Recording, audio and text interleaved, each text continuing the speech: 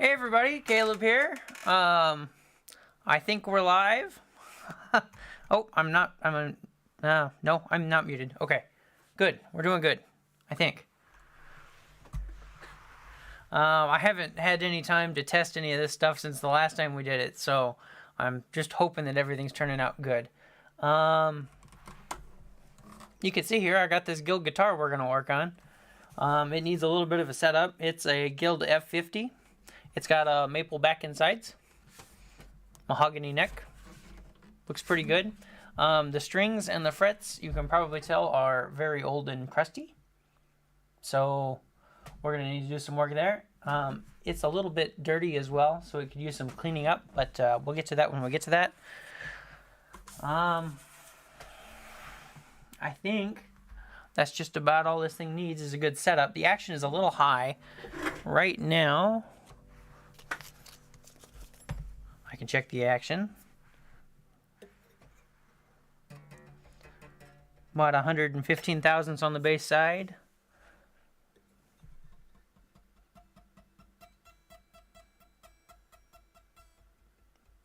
Just a little more than that on the treble side. So that's just a little high. Not crazy high, but just a little high. And mostly those frets need cleaned. And the strings need replaced. So first things first, I think we're going to take the strings off of here. I think I'm going to go ahead and switch to the other camera. I think that looks pretty good. Let me...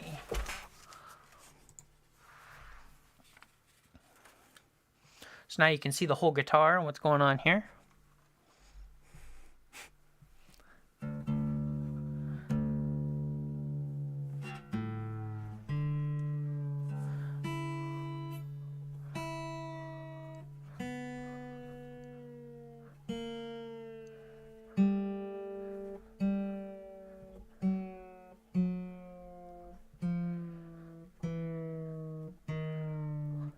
I'm seeing some people are in the chat saying hi, so hello everybody who's here.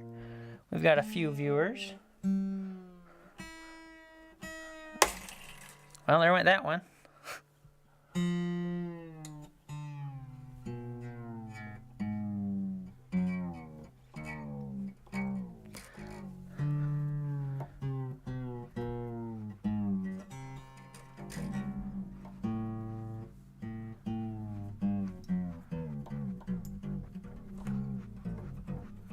Yeah, these strings are really, really old. The bass string is black for most of it, so it definitely needs replaced. I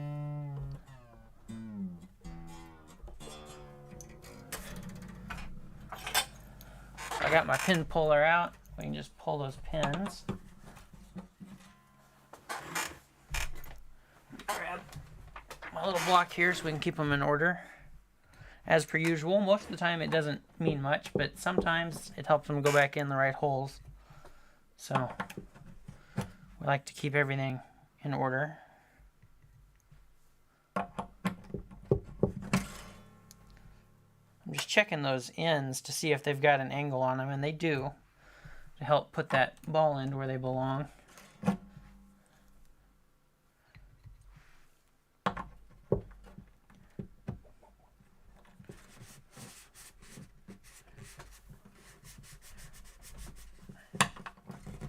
That one doesn't want to come out.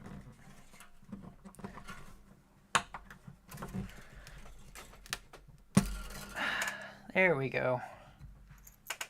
Put my pin puller away.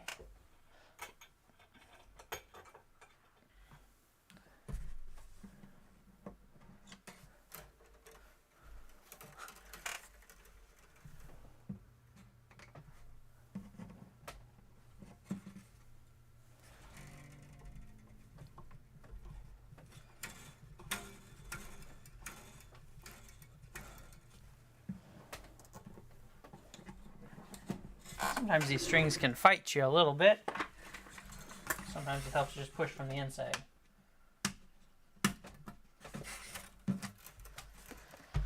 Alright, I'll get those old strings off of there.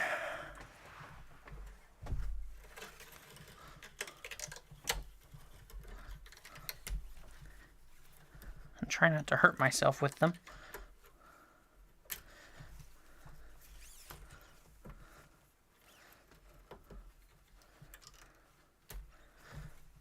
Charles Peck says it's a ukulele. It's not a ukulele string. Probably talking about the one that broke, because now it's going to be real short.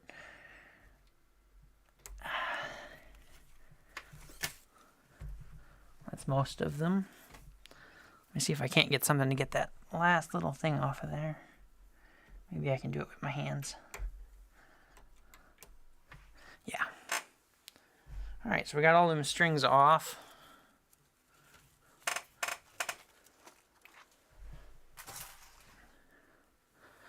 And now we can really start looking at this fretboard. I think you can see how kind of brown it is. The frets. I'm not sure I've seen frets quite so brown before. Yeah, definitely needs a little bit of cleaning up on that. What I want to do before I start any actual fretwork, though, is make sure the fretboard is fairly level. I want to make sure it is level before I do any fretwork. This isn't making sure it's level for playability. This is just to make sure that if I do any leveling, the frets are going to be all in a straight line. And it could use a little tightening. There's a little bit of a gap underneath. I don't know if I can get it where you guys can see it. I will try.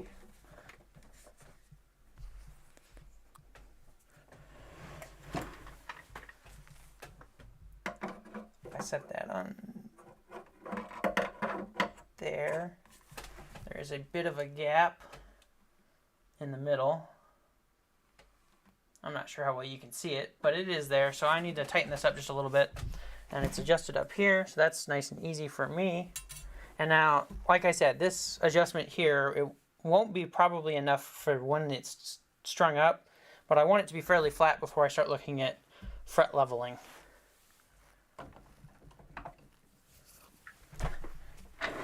So we'll go ahead and pull this truss rod cover off of here. Paul Lay says, hello Caleb, everything looking good. I'm glad to hear it.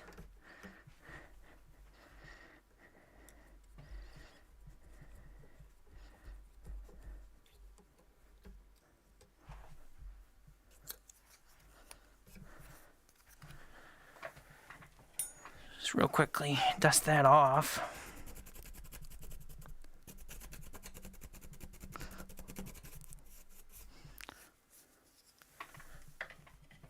All right, I need a nut driver to tighten that up. Let me go grab, well, this might fit. Yeah, so we'll just tighten that up a little bit at a time. It's a little stiff.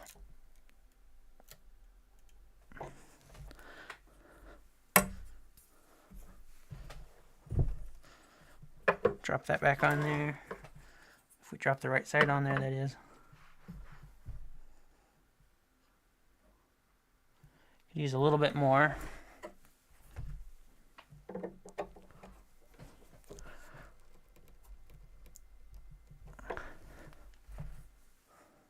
I'm doing small adjustments. I really don't want to go cranking down on this because you can end up breaking something that way.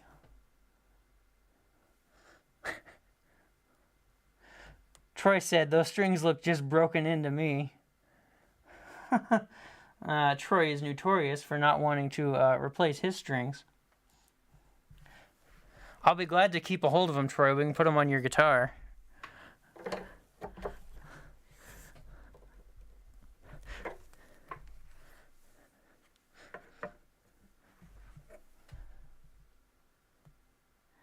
This was fairly out of whack. It's taken quite a bit to get this even close to flat. I wonder if this isn't part of our string height issue, is just that it was really, really bad.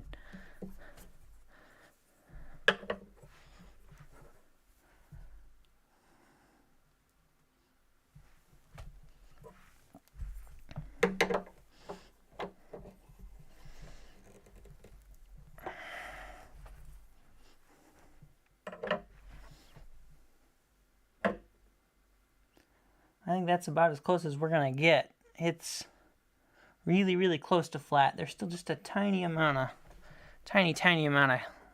light I can see through in the middle. But I've tightened that up quite a bit. I don't want to go a whole lot further. What we'll do now is check to see if the frets are level. Try to keep all the parts together. I say that and then they wander off.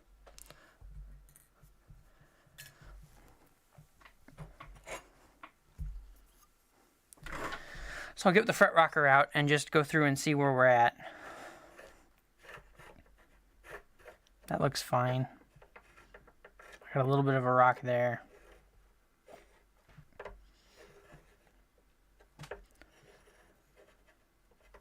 Not terrible.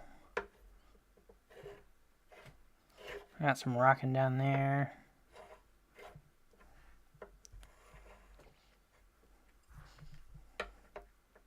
And I'm just going through, and if it rocks, that means that middle fret is high. Then I'll have to do just a little bit of leveling. I got just a tiny amount of rocking there. I think this is just going to need just barely touched up. Short enough for that yet? Yeah. And a lot of these frets are very flat, so they could definitely use some crowning as it is.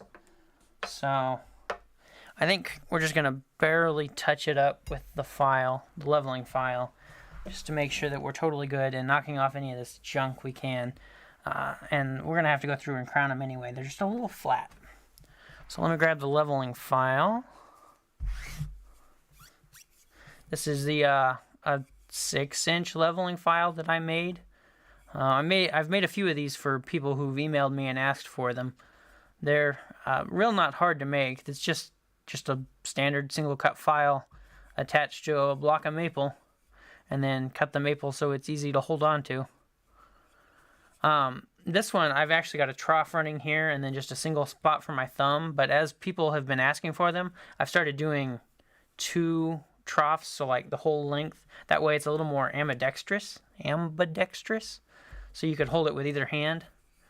I actually think I like the other way, not this way, the other way better. So, you know, it works better in either hand, but this is how this one was made, so it's staying that way. So when I'm doing this, I don't really want to put any pressure down. I'm not like pushing down on this. I'm really just letting the weight of the file do the cutting. Because if you push down on this, you will eat through these frets really, really fast.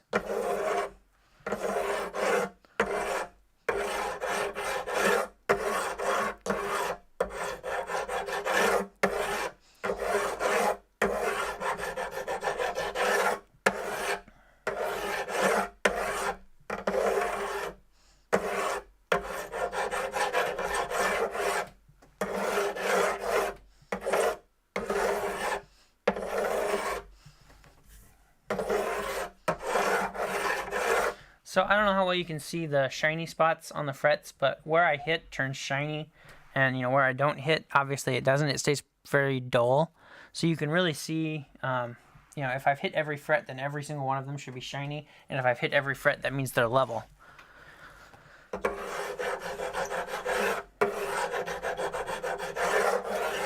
And I think we're doing good there. Now I'm going to feel the edge real quick to make sure we don't have any bad fret sprout, and we don't. It's feeling really good. If we had some bad fret sprout, I could run the file along the edge and knock the edge off, but it's looking good.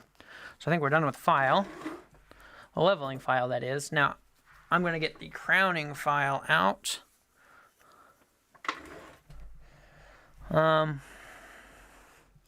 of these I didn't hardly hit at all, so they really don't need anything. Like the first fret, I just barely hit. I probably shouldn't hit it with the crowning file. I don't want to take any height off the top. And it's perfectly crowned. Now, beyond that, a lot of these have some flatness to them. So they're just sitting a little flatter than I would like them. So I can take my crowning file and put a nice round on the top.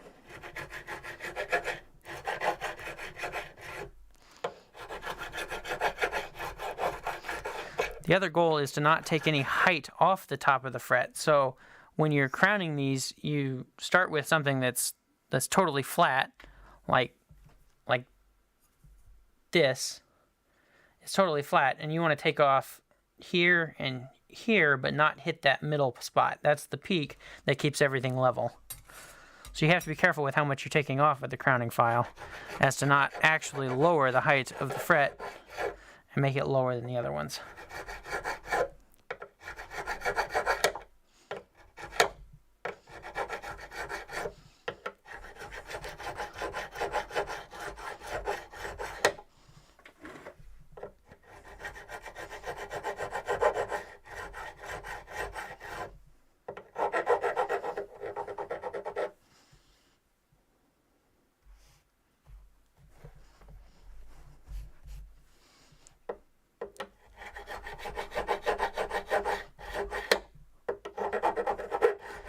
Some of these have some kind of sharp corners, so I'm starting to take them off, the corners off with the crowning file, and I just kind of work it like this to make those corners less sharp. I'll probably come back through with the file that's actually meant for doing that, if I can find it, and make sure they're nice and smooth. But just to get started, the crowning file works pretty good.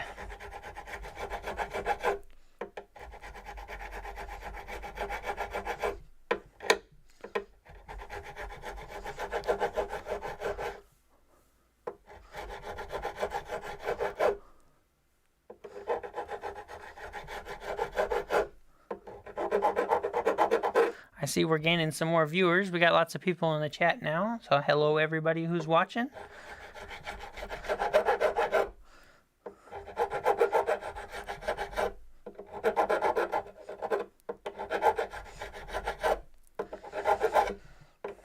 I can really see how flat these frets are now. It's probably hard for you guys to see, but as I start to crown these, I get shiny on the edges compared to the top, and considering how thick the top is that I'm not hitting, really shows how flat it was. So what I gotta do is kind of thin down that line.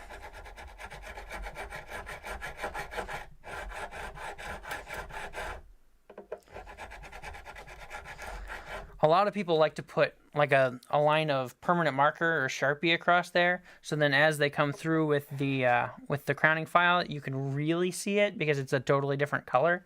But you don't really need it because you can see the difference even just in the shininess of the metal.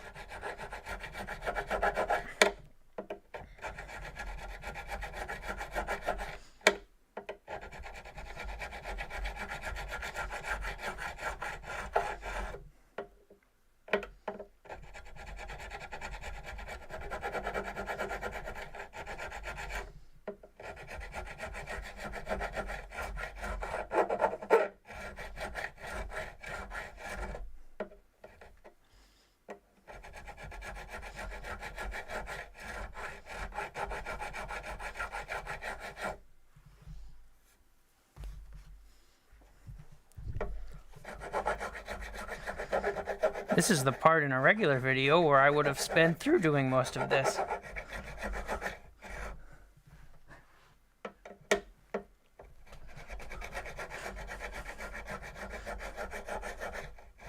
If anybody has any good topics to talk about, I would be very appreciative. So I don't have to sit here in silence and have you watch me crown these.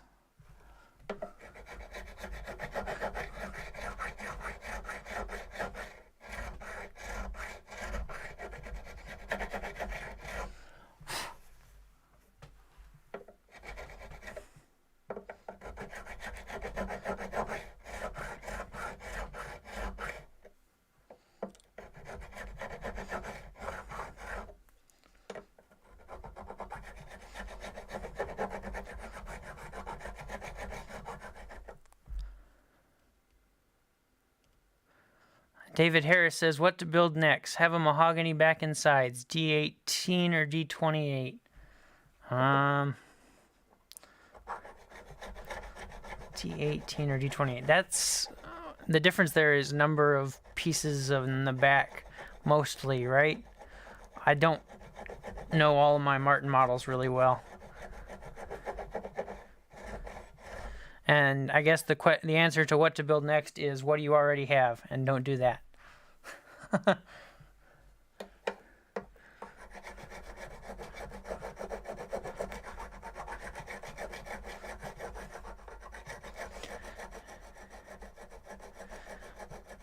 I think it's Kathy, asked, what's my favorite guitar? And that's a very loaded question. Is it what's my favorite guitar that I own?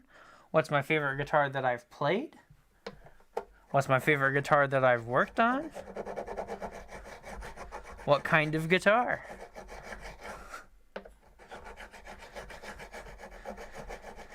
My favorite guitar that I've worked on would be an... Oh, okay. David said, sorry, I'm getting distracted, but David said scalloped D18 or unscalloped B28. I'd go scalloped.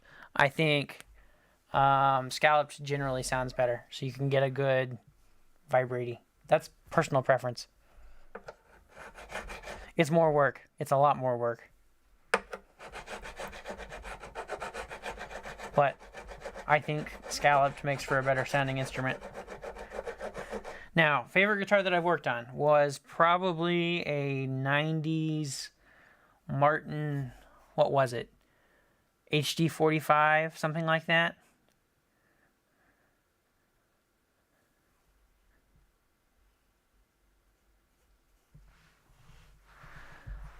It was at Jerry's, and we got two Martins in about the same time. And they were both really, really nice, but one of them was probably the nicest sounding Martin I've ever heard. And it played really great by the time I was done with it.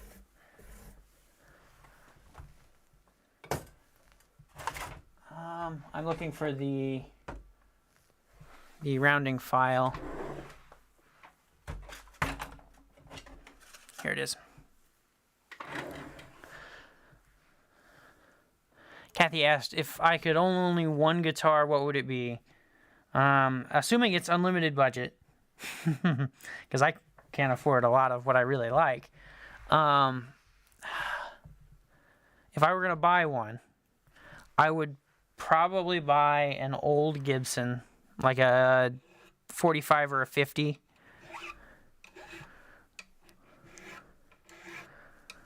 I like the Martins. Like I said, probably the best guitar I've ever played was a Martin. But I do really have a soft spot for those old Gibsons. They're, in my opinion, the Martins, you can find Martins that sound better than any other guitar you've ever played. But you can also find Martins that play just as good. But with the Gibsons, you know what you're going to get to. They're all about the same. They all need a little bit of work, but for me, that doesn't mean much.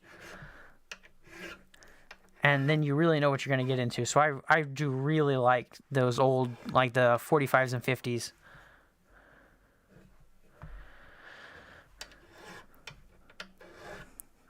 I had a chance to buy an old country western, I think. A Gibson country western. Many years ago, and it was very beat up, but it was still totally playing fine, and I should have bought it, and I didn't do it, and I still think about it, and I wish I had. Now I couldn't afford that guitar, but at that point I could have. But yeah. Okay, let's see. If I could only... I did that one. What type of guitar playing music am I currently into? If I'm going to play, I've been really bad about playing anything new recently. I've been playing with Troy at church, and I've been playing bass, so that's been what I've been actually probably playing the most.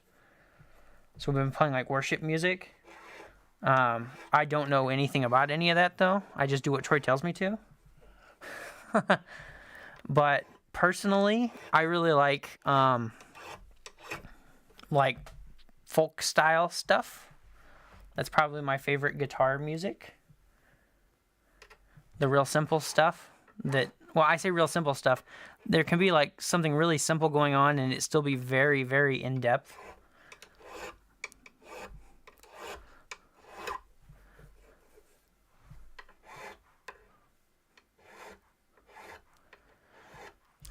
Did I finish the acoustic I mentioned on Jerry's channel? No, I am still working on it. When I have free time to work on it, and when I have free time that I don't need to be working on something that brings some money in. So it's not very often. that it gets any work done, but it is still here, and I've still got it in pieces. The neck is around here somewhere. I was fiddling with it earlier. So it's coming along, it's just not coming along very quickly. Do you think I can spray a lacquer on top of an old oil finish? I have no idea. I think you could try spraying lacquer on top of an old oil finish. I'm not sure if you're gonna like the outcome. If it's really hard, then I'm not sure what the problem would be. However, that does not mean that it's not gonna have problems, because the lacquer, especially spraying lacquer, has some thinners in it. It may end up screwing up the finish underneath. I wouldn't suggest it. I wouldn't suggest spraying one kind of one kind of finish over top another kind unless you know what it's gonna do. But that's my suggestion.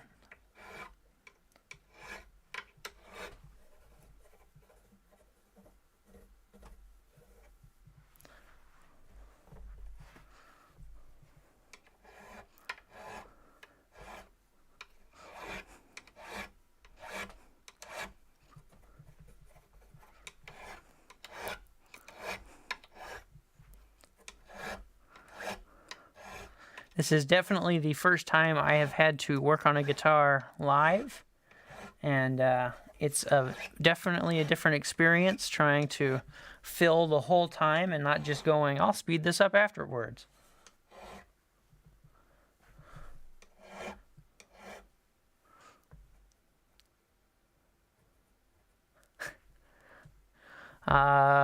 Staley says, Swamp Ash warmeth body, best way to finish it for a novice builder.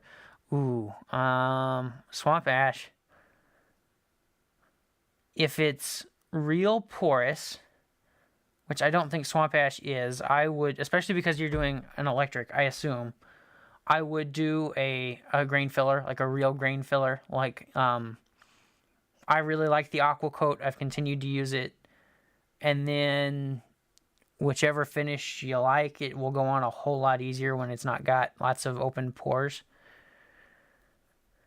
That's my personal preference. You could go from anything from spraying on finish to just like wiping on, like wiping on True Oil works really well. I know there's other wipe on finishes that turn out really good. That's probably the best advice I could give. I'm not real confident in my finishes, so take everything with a grain of salt, but don't put any salt in your finish. That'd be a bad idea. Paul says, you mentioned Jerry, and I remembered I needed to order semi-chrome polish. Yeah, I definitely ordered a whole bunch. I think there's a link maybe in the description of the videos where I ordered it on Amazon, and it comes in like 3 boxes. So there's 3 different tubes, and I just finally ran out of the stuff I brought back from Jerry's, which was, this much left in a tube, maybe a month or 2 ago, and I've started on the first tube that I bought. So I do not use it very quickly. It's good stuff, but you don't need a whole lot of it. David Harris asked if I ever listened to Maton or Maton. I don't know. No, I've never heard of this person. Staley said, was leaning towards True Oil, but wasn't sure. I'll order it. Thank you. Yeah, I definitely wouldn't try spraying it on. If you're not going to spray it on, the True Oil works really well. Because you can brush it on, you can wipe it on with a cloth. It's real nice, but you have to acknowledge that it's going to turn a little yellow, because the True Oil just does that. I'm losing track of where I was.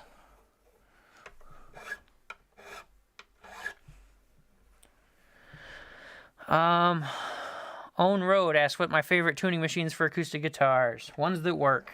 I like the ones that StewMac sells, the Waverly ones. They're nice. Godot's are nice. I don't really have a preference so long as they work well. Cheap Chinese stuff you kind of know what you're getting into.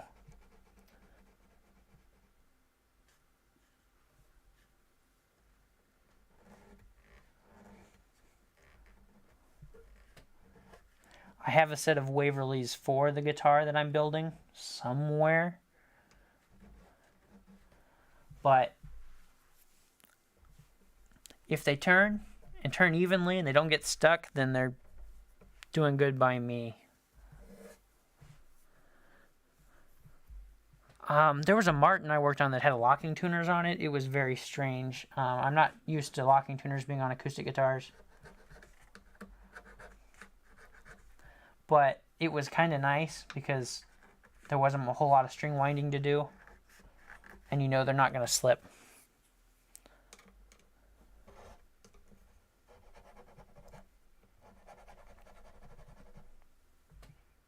All right.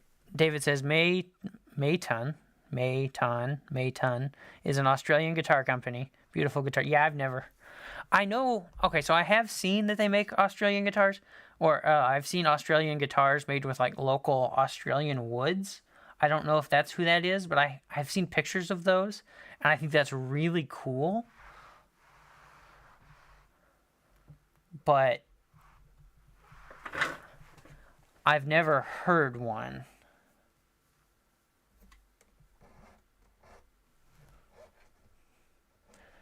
Staley asks if you can install a bridge doctor in an acoustic bass. An acoustic bass guitar or an upright bass?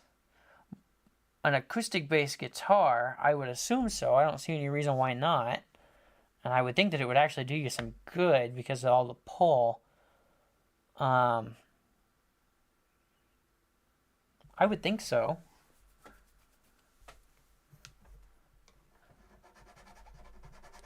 And then I would hope you wouldn't be asking me about a question about an upright bass, because I don't know anything about those. But yeah, an acoustic bass guitar, I assume, yeah, a bridge doctor would be a good idea. Now you could say that you might lose some tone from it, but acoustic bass guitars, I don't think that's going to be an issue.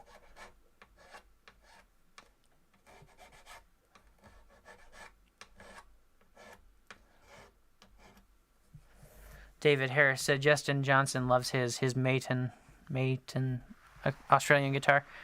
I may have seen it then. I know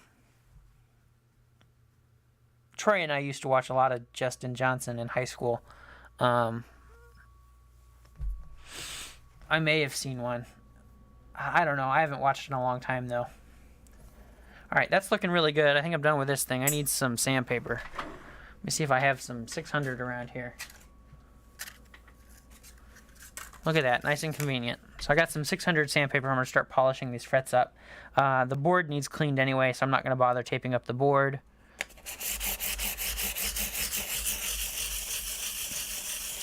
Staley's talking about the bridges lifting on an acoustic bass guitar. If the bridge is already lifting on an acoustic bass guitar and you're talking about the bridge doctor, I would definitely go ahead and pull it, re-glue it, and then you could install it.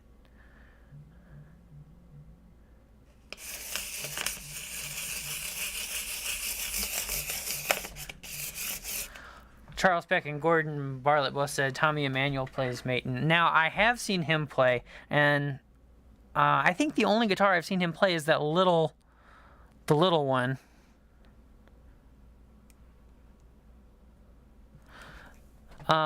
That he's got all beat up.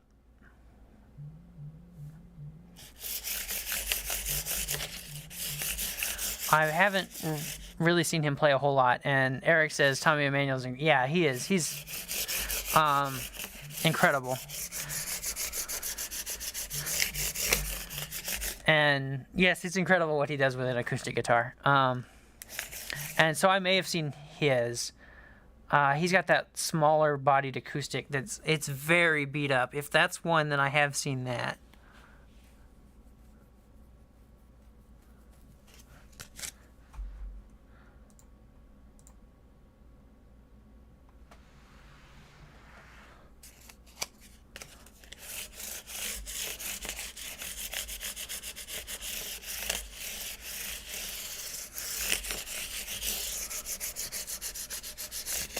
And it makes sense that good old Tommy Emmanuel will be playing an Australian guitar, because that's where he's from. I'm going to turn this way so I can actually get at this whole thing. Staley says, yeah, I figured you might say that the bridge pulling off and just re-gluing it. Yeah, not sure the client will be happy about that. Oh, yeah, I'm sure. If you can get it done quick, it shouldn't be that big a deal, I would think. Of course, you know, knowing how it goes, saying, oh, it should be pretty quick, that's going to be the hardest glue you've ever found. But, yeah, that sucks. But really, if it's already coming off, and especially on a bass, you really don't want to put, I don't know, there's a lot of tension on them strings. I guess it really depends on the scale. If it's a really short scale, then it may not be that big of a deal, because it's got less tension that way. But if the customer doesn't want to pay for it. But yeah. Alright, I think we're just about done with that 600. We'll move on to 12. Let me cut this in half.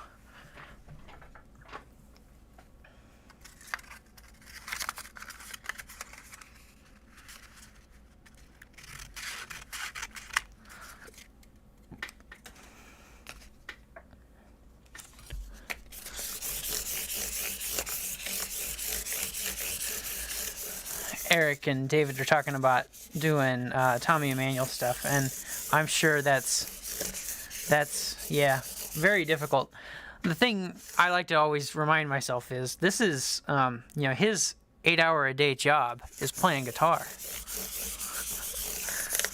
And for a lot of the really good guitarists, that was their 8-hour-a-day job back when they didn't have a job and they were struggling to make money and feed themselves. They played guitar. So, you know, if you want to practice 8 hours a day, I bet you could do that stuff.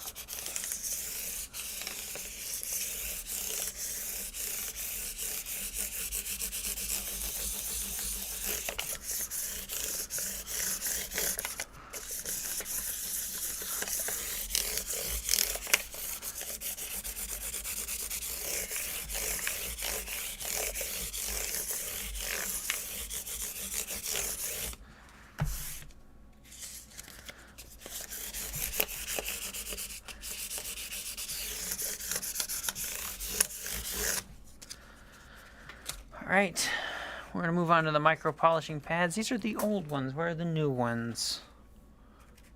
I gotta find my new micro polishing pads.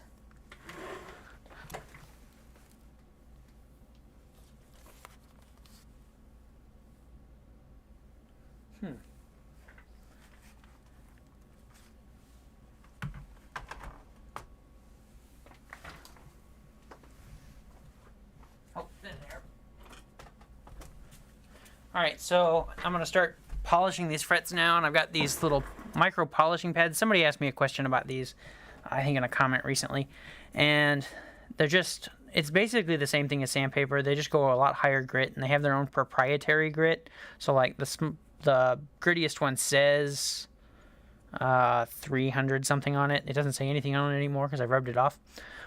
But or 320 I think is what it says, but it's not the same as 320 sandpaper. It's much higher than that. It's its own grit, and it goes up to 12,000. So Eric asked what brand of polishing pads I use. I do not know the brand, and I've long thrown away the package. I just bought them from Hobby Lobby, I think. Because they have them in like the model building kits, because I guess they use them a lot for like building models, like model cars and that sort of thing. That's what these are. That's where these came from. That's where the old ones came from too. There's quite a few years apart, because I noticed they're very different text-wise, but they're really the same. They're really nice. I definitely prefer this way of polishing frets.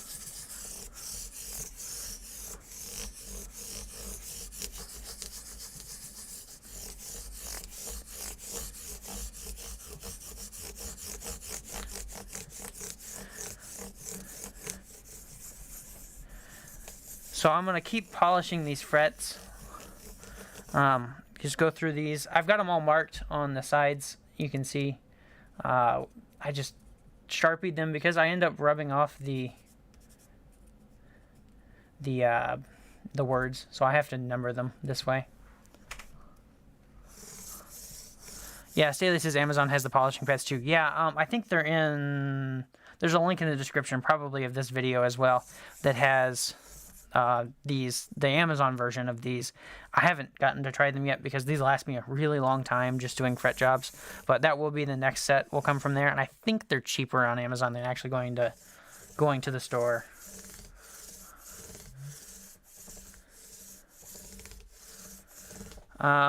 David asked what model of guitar this is. It's an Guild F50.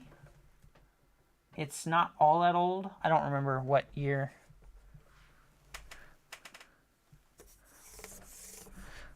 It is. But yeah, it's not super old. It's got the maple back and sides. The clear finish on them.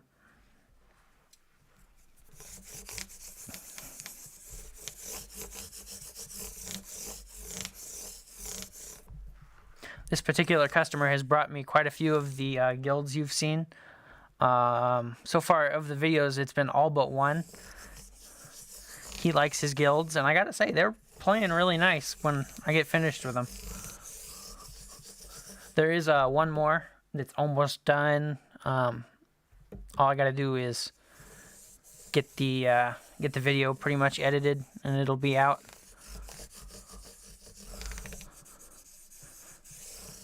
Own Road asked what size the frets are. I do not know. And at this point, I have filed on them, so I will not be able to tell you by how tall they are. And at this point, I can almost guarantee you someone else has as well. So height probably won't help you much, as they've already been adjusted.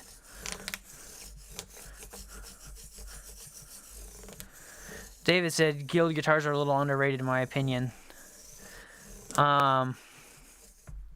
And Staley says, depends on which guild, but yes, now they're owned by Yamaha. Yeah, the older guilds, especially the, the US ones, they're very, very nice and very underrated. I think. I mean, before this last group of guilds that has been on the channel, I really haven't played one, and since I've been playing them, they're great. I mean, they're nice, vintage, American-made guitars. So far, I think this one might be the only one that may not be. Does this say where it was made? Well, it says Corona, California. So, the rest of the ones I've worked on were New Jersey ones before Fender bought them.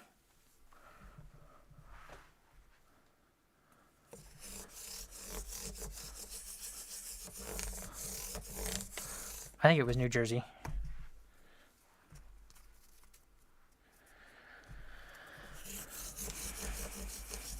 These frets are already looking a lot better than they were.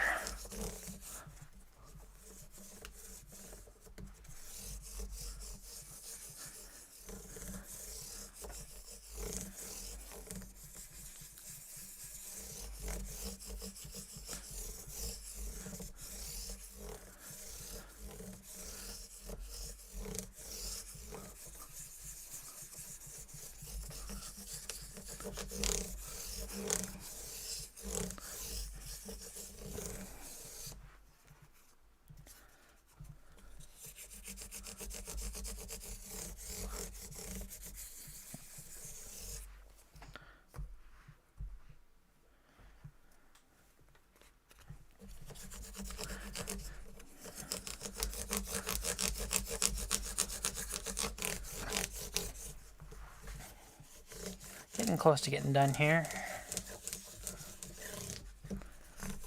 And we got to clean up that fretboard.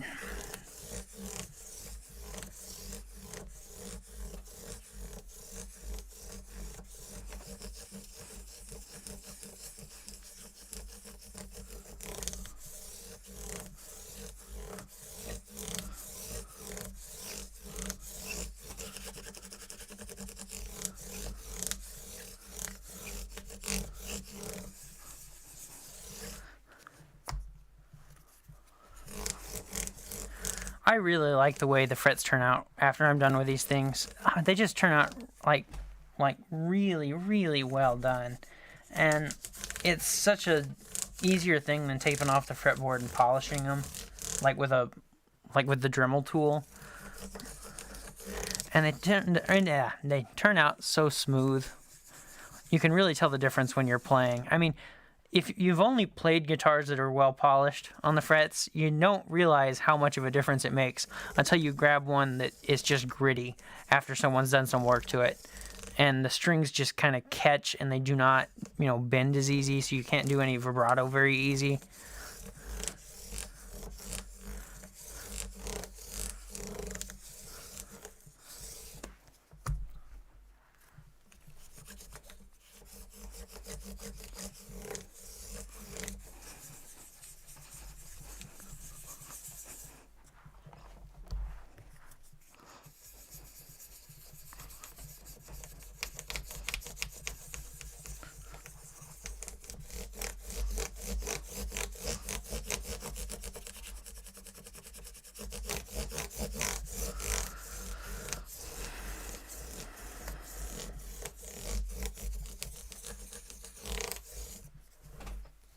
Alright, that's looking really good. I'm going to have to go grab a brand new razor blade, so I'm going to have to step away for a second, but I will be right back with a razor blade.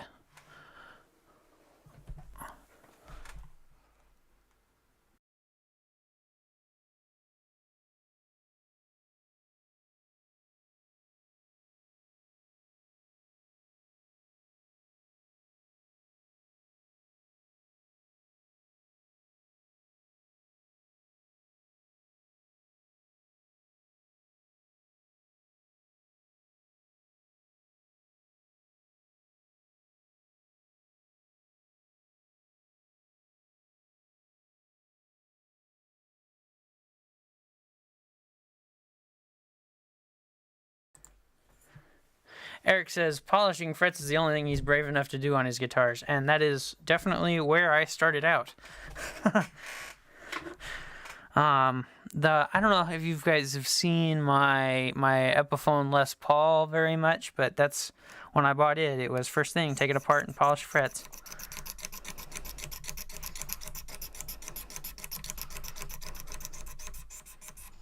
So I'm going through now with a brand new razor blade. This is really sharp and just basically cleaning out in between the frets. And you just have to work your way across because, the fretboard is not flat, so you don't want to make it flat. You want to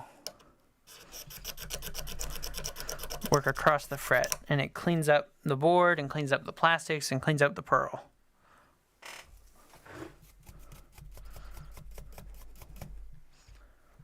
I think you can see how much shinier these two are than like the rest of them. They've just been kind of scuffed because of the sanding or one thing or another.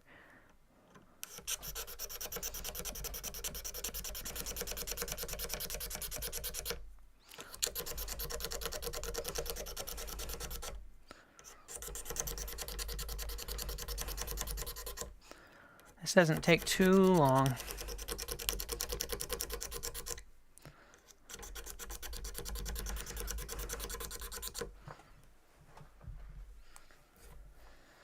Still complaining about my neck holder being in the way, as it always seems to be in the way.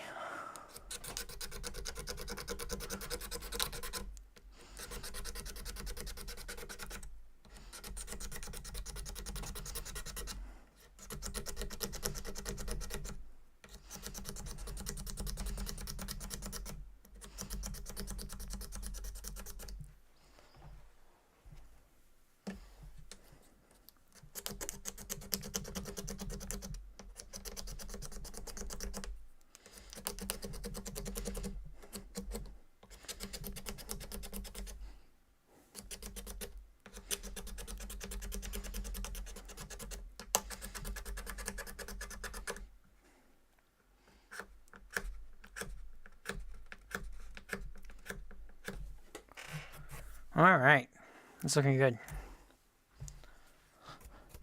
Just dust that off real quick. And I think we're ready for some oil.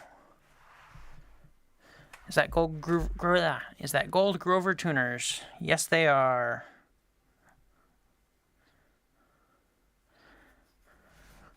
Gold Grovers.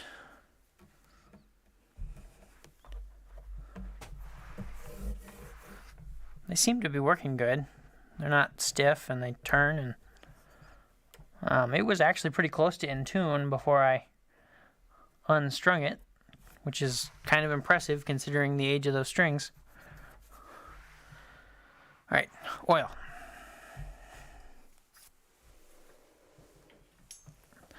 So, like usual, I'm going to use some of the Be Good Wood oil. It's my preferred oil for this. Probably do the bridge as well. I'm noticing how dusty this thing is.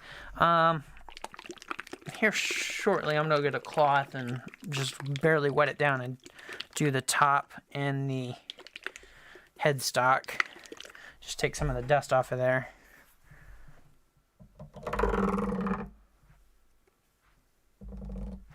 That's about it. I'll just use my fingers to rub that in there.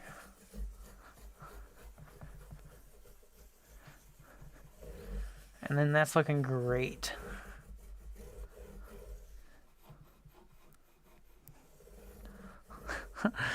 Lawrence Coffee says, invent a neck holder that's not in the way. Yeah, I think if you could make just a small enough V to hold it with enough mass on the bottom, I think we could actually do it and it wouldn't move too much.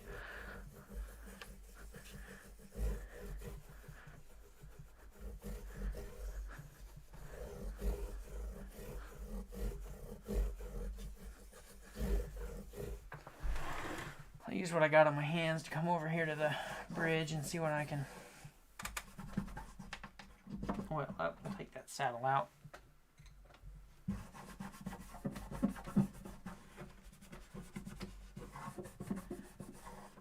Alright, now I got an opinion question for you guys. What do you think about ebony fingerboards with rosewood bridges, or vice versa? Rosewood bridges or rosewood fingerboards with ebony bridges when they don't match? Because typically, in my mind, they should match. You should have, if you're going to have a black fingerboard, you should have a black bridge, but I know a lot of the time they don't.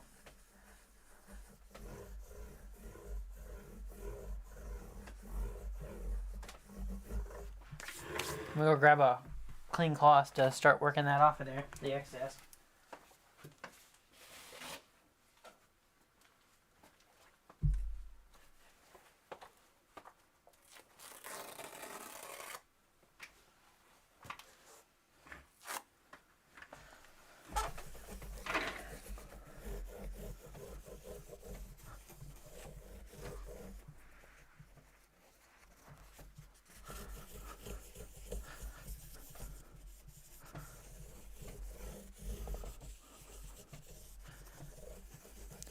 Just wiping off that excess so it doesn't seem oily, but it seems very dark. Oh man, that looks so much better. It's kind of hard to see with the glare, but it's not brown anymore.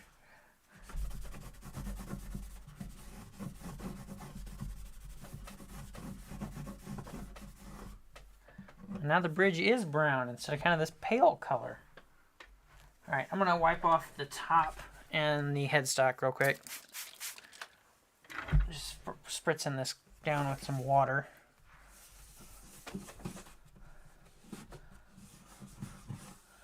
Just trying to de-dust it.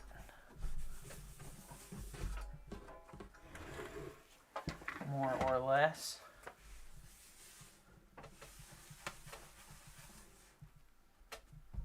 That felt like something moved. Maybe not.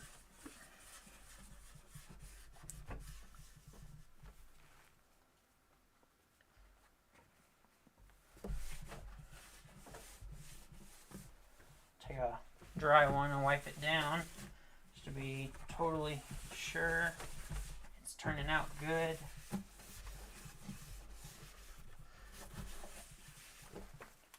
That's an improvement. Let's do the headstock.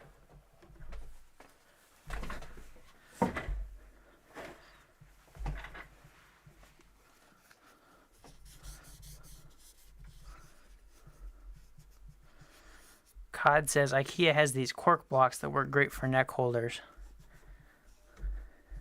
I'm not sure if we have an IKEA. I have no idea where one would be. Lawrence says that my brother Frank says that you buy acoustic guitars blindfolded, and I understand that sentiment. Going in, and you really you should buy acoustic guitars, not for the looks but for the sound, how they play.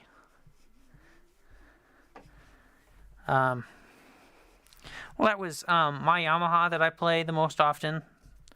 The acoustic, it's hanging up in a lot of videos, and I've played it a time or two. I think Troy played it at Christmas. I went in, I was going to buy a fairly nice acoustic guitar. I picked it up, I played it, I was like, man, this sounds great, that's it, I'm done. It was the first one I picked up, and it was like, man, this is good. And I still really enjoy it. It's probably my favorite acoustic guitar I own. Alright, that's looking good. I cleaned that up really good. Okay, where are we now? I guess we're at strings. I'm going to spend just a touch more time on the top. It's just a little bit dirty.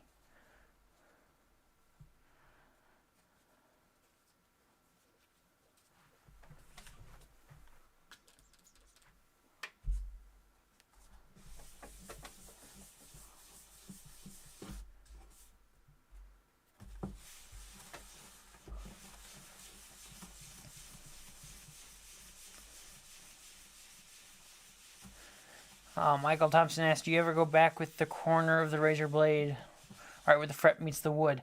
So you're talking like coming in like right up in there? I will if it's really grimy, because they do definitely get that bad. Or I may not use the razor blade. I may use like a scalpel blade with a point. Like I've got this one here, and I might just take the point and run that in there to clean out any gunk. If they're really grimy, yes, it does need it, but these are pretty good.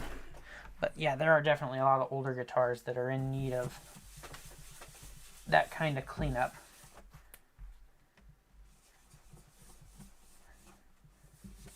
I think what I'm actually getting off the top here is some old polish that's just kind of foggy.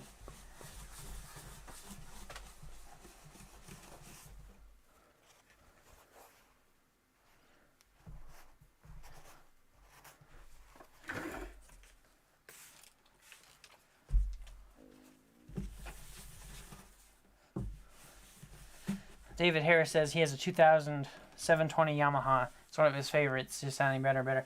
Yeah, if I go anywhere, like to a guitar store, the very first thing I am looking for in the acoustics is used Yamahas. Because they can be affordable, and they can sound really, really good.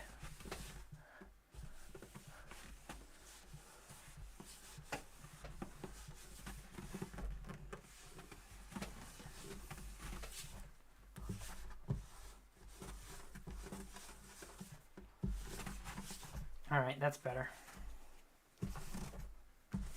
Shy of taking that to the buffing wheel, which I'll do, but I won't do it now because we're live, and I have to go over there and... Anyways. It's time for strings, so I'm going to go get some strings and we can start maybe stringing this thing up. So I'll be right back.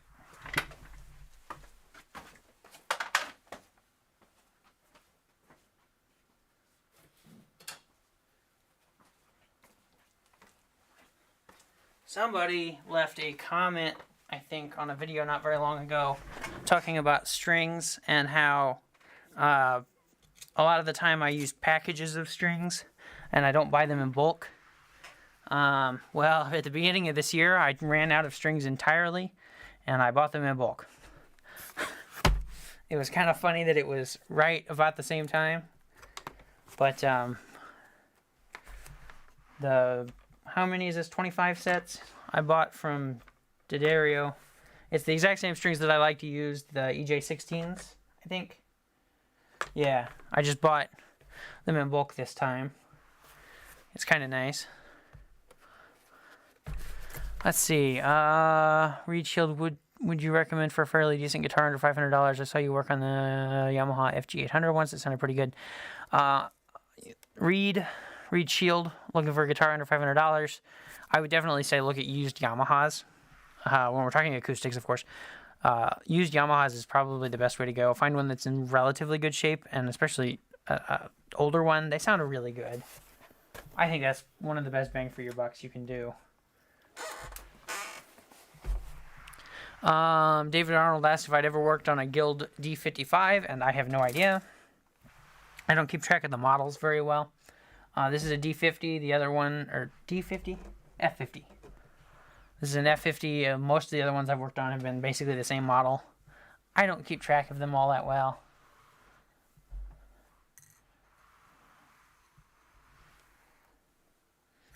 Okay, let's think about stringing this thing up.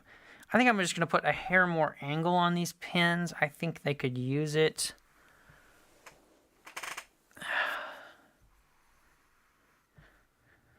Eric said, I watched Randy clean the DNA off a neck with a scrubbing brush and gloves. Oh man, I don't know if you guys remember, but there was this guitar at Jerry's.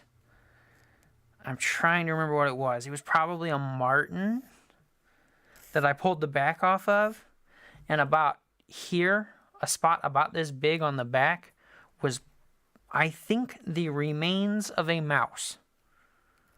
The parts that had stuck to the wood. The rest of it had kind of fallen out and, out the hole, but there was a spot about this big on the back where it had just stuck, and there was still some fur stuck to it, and that is undoubtedly the worst thing I have had to clean off of the inside of a guitar.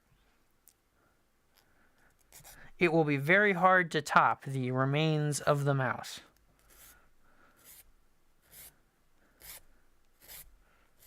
I'm just going to go ahead and finish these up. Bob asked how the workshop is coming on, and it's not coming real quickly. Hopefully once it gets warm we can get a little bit more going on. That's why I haven't really shared much, is because not much has changed. As soon as stuff starts to change, I will be sharing as much as I can. But it's been so cold recently, and I've been really busy trying to get actual bringing the money work done.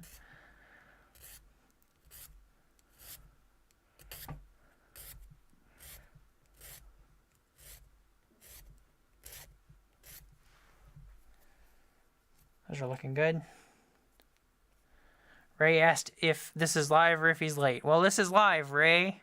Welcome to live. This is now.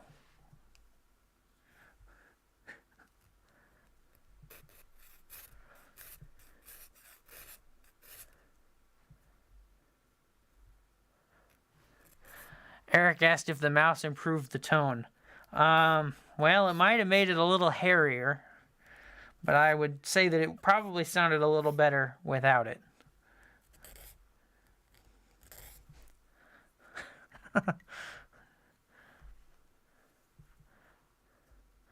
David said they get plagues there. Always check your toaster. Yeah, no thanks. I definitely would not want to be doing that.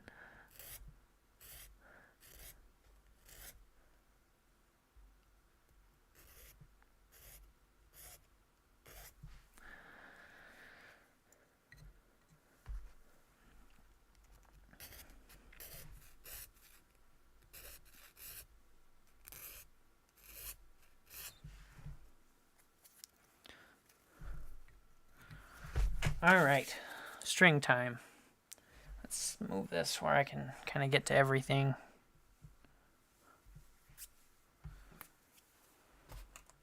We'll start stringing these up. It's kind of funny, these strings. I've gotten to the point in which I know what string goes next by color. I've done this enough times.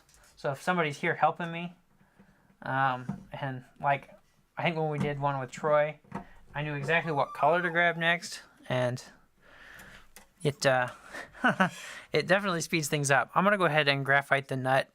I'm just gonna grab a pencil. I had one. I don't know where it went. I'm gonna graphite the nut with some pencil lead just to make sure everything's running smoothly through there. It doesn't seem too deep, so we should be doing good. David says, I also have a 63 Epiphone. It had a plastic bridge on it, which I replaced with a wood bridge. Yeah, I don't know why we would ever put a plastic bridge on a guitar. You know, I forgot something here. Something very important.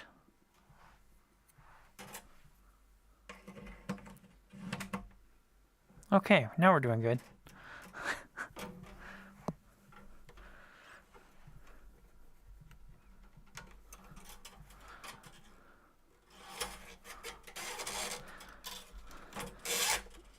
Come on.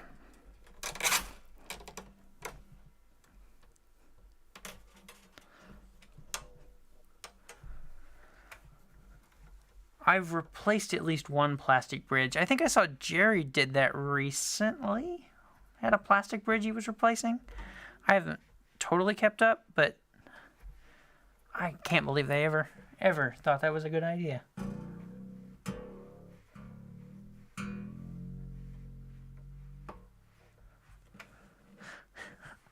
Eric says, we don't need no stinking saddle. Well, we kind of do. So it'd be good if I'd remember to put it in there. Let's get that started. Let me see if I can't find the cutters. Michael Thompson's talking about his favorite guitars, his Yamaha 73 Yamaha FG 110.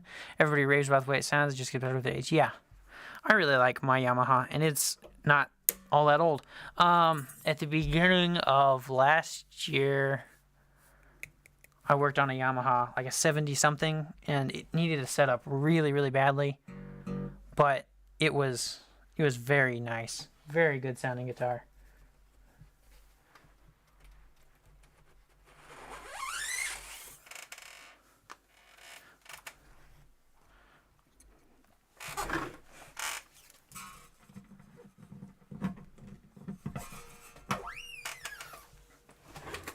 I'm getting confirmation that yes, Jerry did just pull that plastic bridge off of that Gibson. I can't believe anybody would stick a plastic bridge on a Gibson. That absolutely bizarre.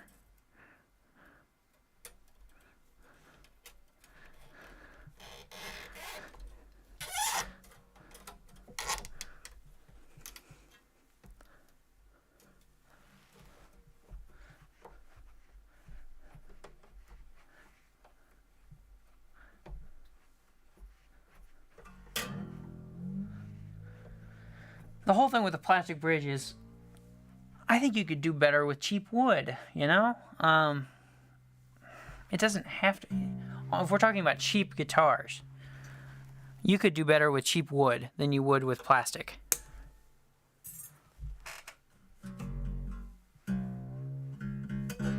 Because at least then it would be solid, you know, a solid piece that you could actually really glue to wood, not...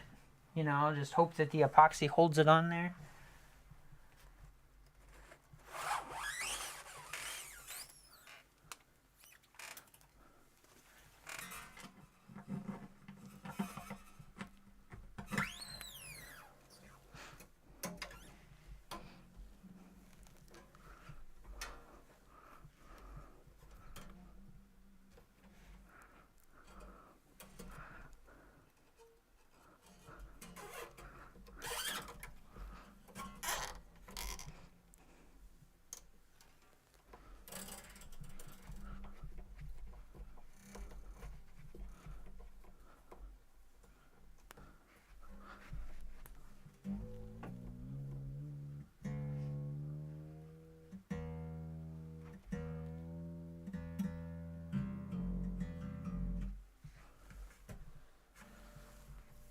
David Harris says, I'm pretty sure Yamahas are modeled on the Martin Dreadnought with some aspects of a Taylor.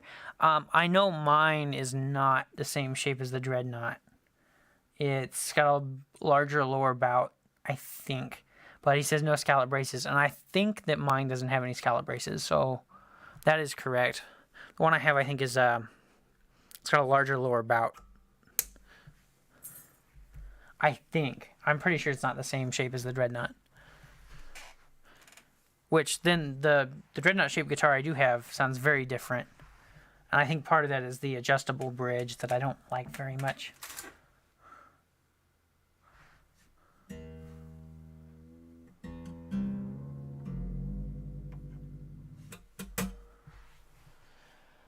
Alright.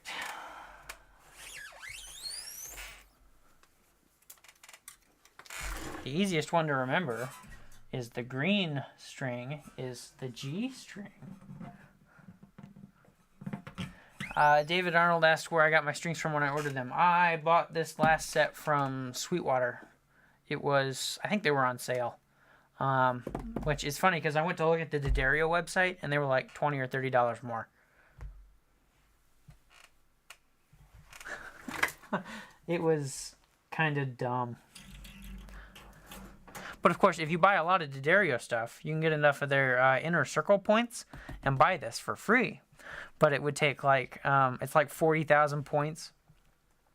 Yeah, it's something crazy. But it could be done.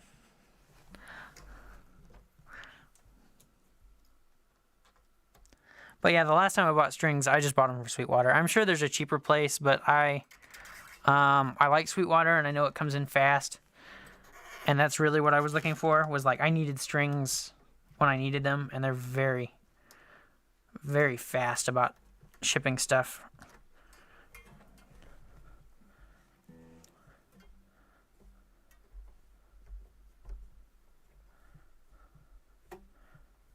Plus, everybody likes getting a little bag of candy when you buy stuff from Sweetwater.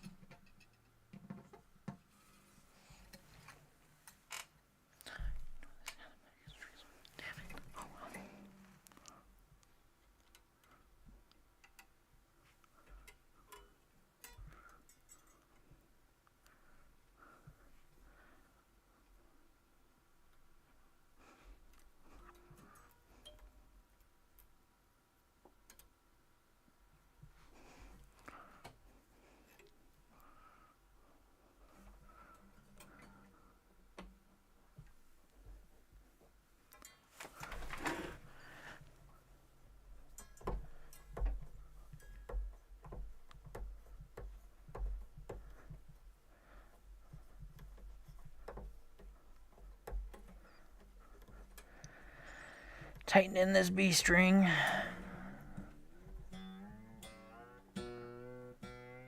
Michael Thompson says he likes Just Strings. I've never used Just Strings.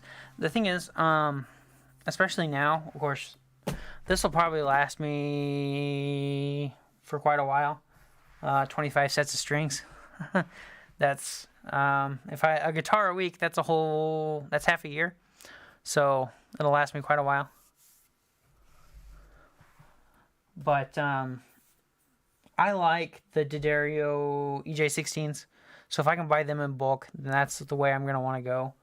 And I haven't really looked around for what, this sort of thing costs anywhere else. It's my preferred string. If someone else asks for something, especially like coated strings, because some people are really into that, like the Elixirs, or I think D'Addario has their own coated strings now. But I know Elixirs are really common that people like. Then I'll go get those, but they're just a lot more expensive, and I don't care for the coated tone. So I don't prefer them.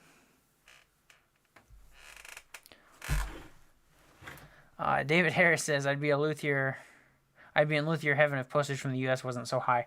Yeah. I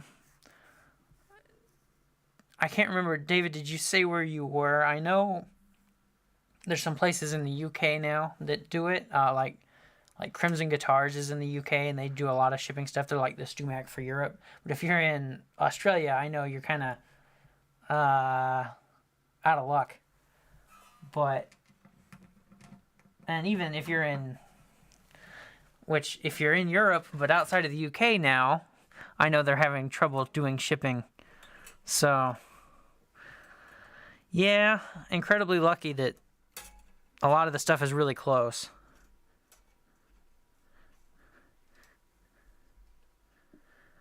David Arnold asked what state I'm located in. I am in Missouri. I'm about 40 or 45 miles south of Kansas City. Yeah, David said Australia. Yeah, you're kind of out of luck, aren't you? That sucks.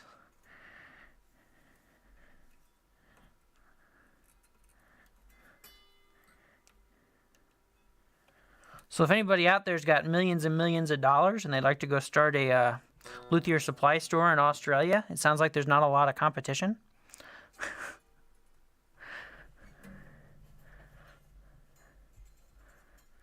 Michael Thompson said, I like the elixirs, but they take some breaking in. And I definitely agree. And I think the thing is, though, the breaking in the elixirs is kind of wearing down that coating.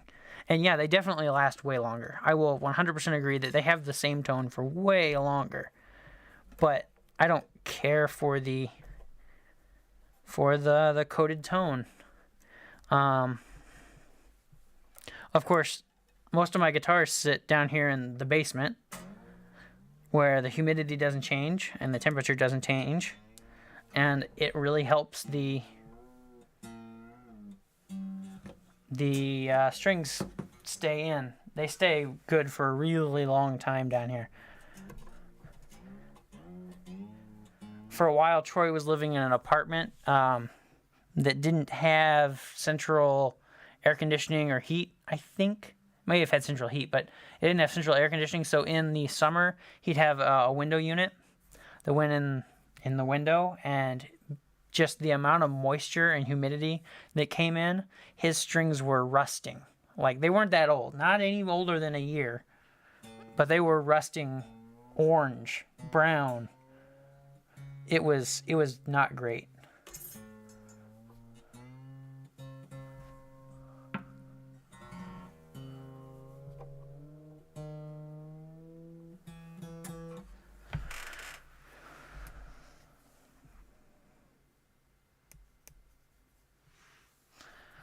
David said, Luthier Supplies Australia sell a lot of StuMac products. Expensive? Yes, I 100% agree. StuMac is very expensive. It's hard to rationalize buying things from them. In the U.S., which I'm sorry, David, but in the U.S., I like to go look at Philadelphia Lutherie. They have a lot of the same tools for way cheaper than StuMac, and it's still expensive because you're buying luthier tools, but it's usually a little bit better. Luthier's Mercantile is usually okay too, but once again, that's in the U.S. It all depends on what you're looking for, and then sometimes StuMac is the only one who makes the one thing you need, and you're just out of luck. Let me get cleaned up here a little bit.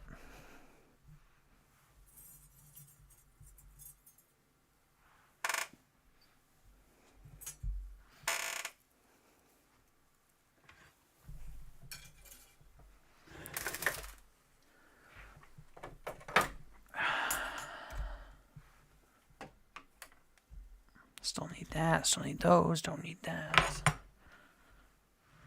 Don't need this. Okay.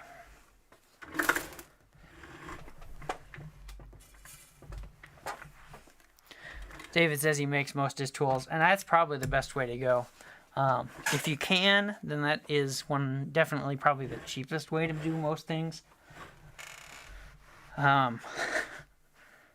If you've got the space for the tools and the tools to do it, then that's the way to go.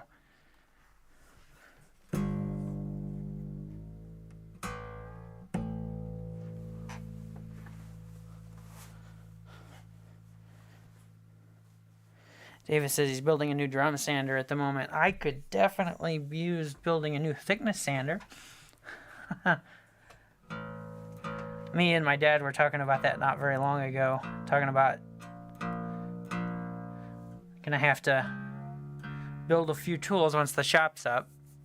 Right now, I've just not got the space. But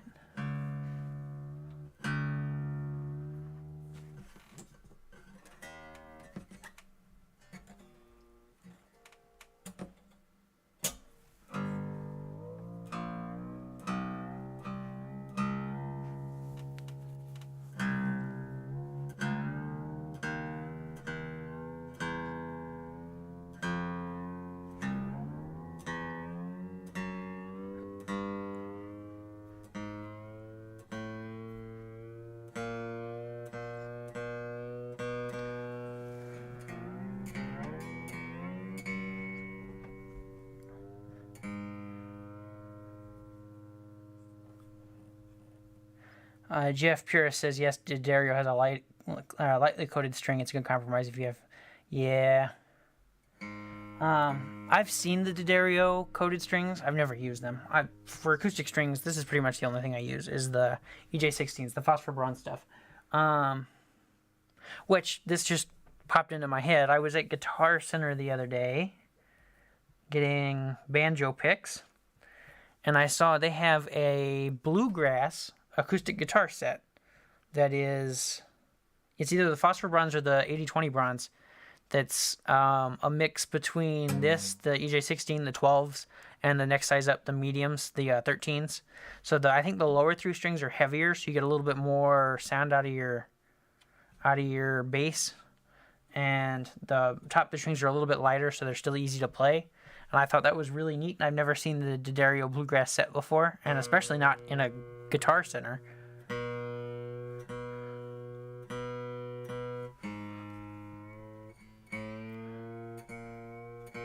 But I can't imagine they're going to sell a whole lot, at least not in Kansas City.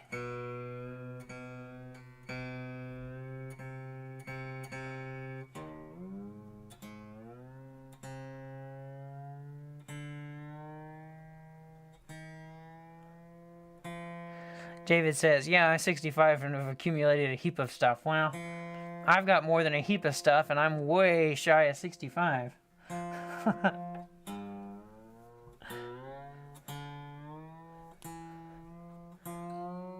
I've been incredibly lucky to have a lot of people helping out on tools and that sort of thing.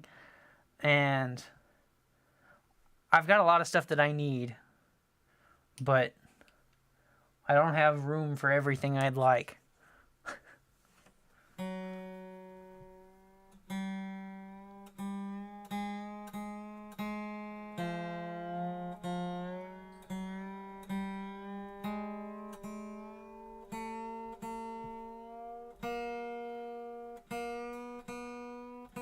This is my least favorite part. That's why I usually cut it.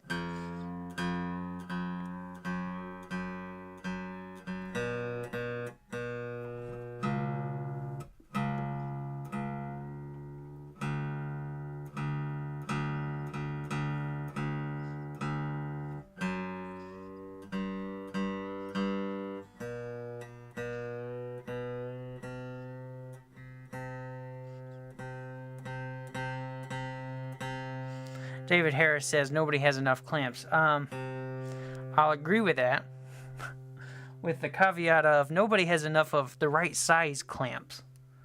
Inevitably, you've got tons of clamps, but never quite the right size. They're either too large or just not big enough to get where you want them.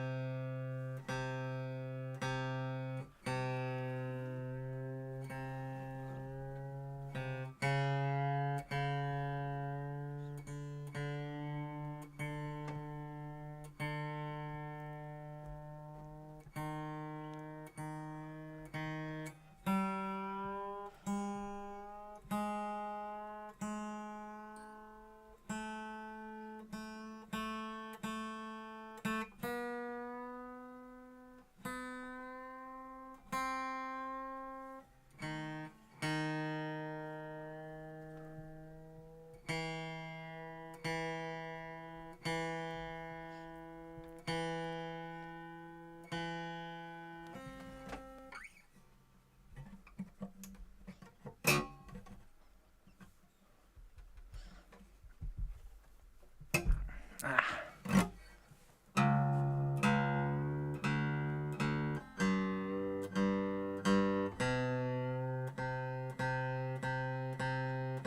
gonna have to take this off here just for a second.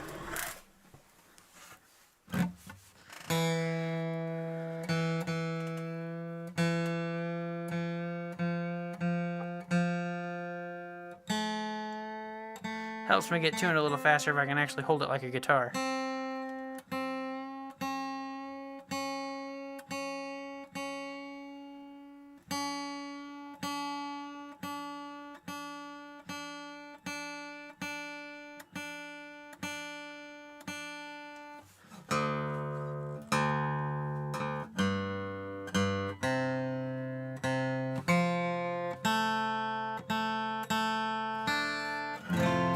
So we're a whole step down now.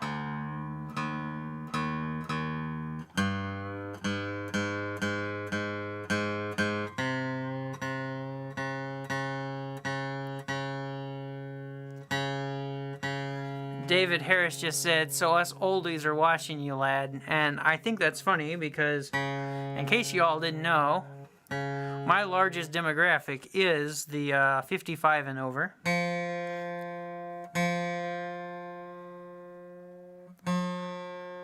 Not saying anything bad about that, of course. But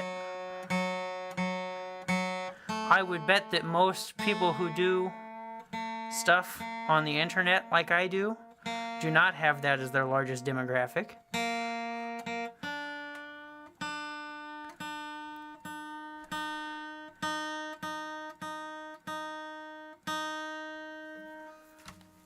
Alright, we're about a half step off. I'll leave the rest of it back up here. But in case you all were curious, I think it's something like 70% of viewers, of my viewers, are 55 and over. And 98% are male. So, in case you want to know who else was out there watching, it's largely a similar demographic.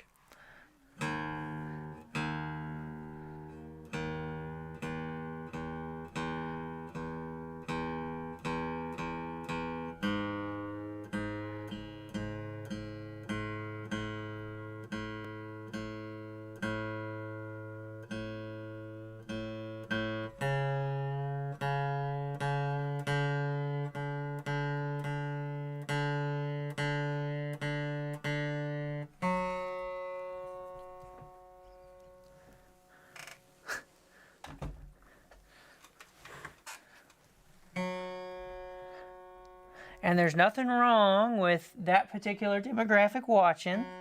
I know who I'm talking to.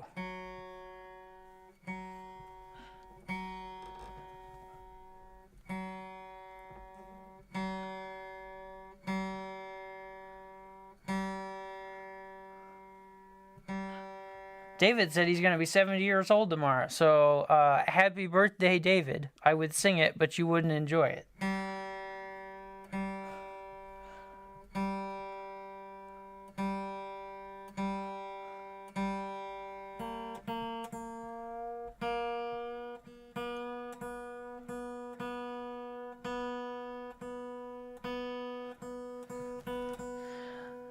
The funny thing is, YouTube gives me a lot of recommendations on, playing the algorithm or that sort of thing.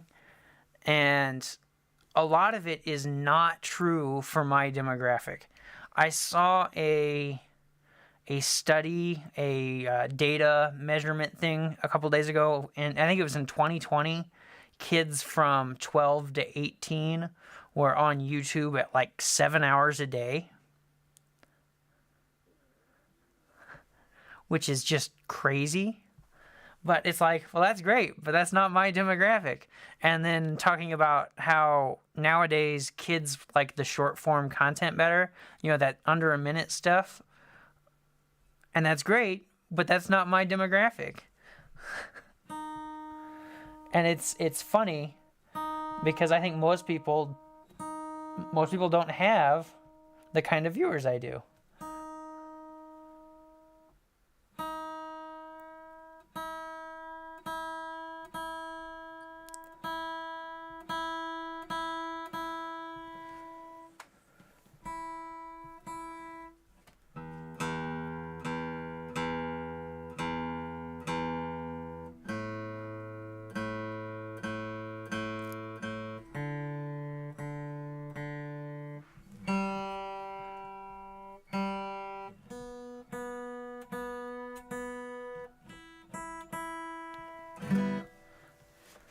All right, I think we're tuned up.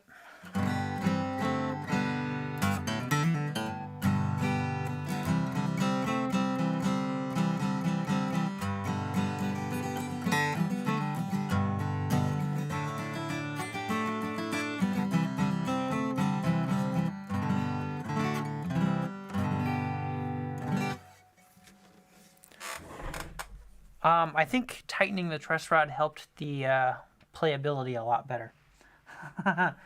It already seems to be playing a little easier. All right, we will turn that off for now. We can check the action. See what we got. It's a little bit better. It's just about 100 thousandths.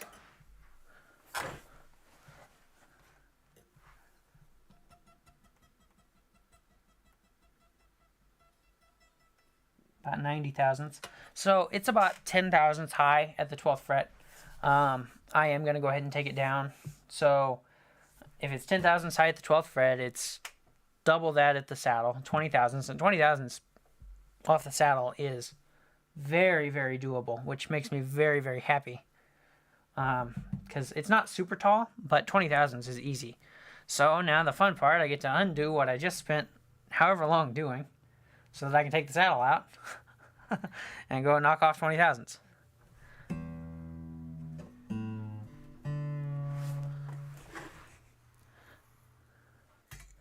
Let me set some stuff to the side so I can move this back around.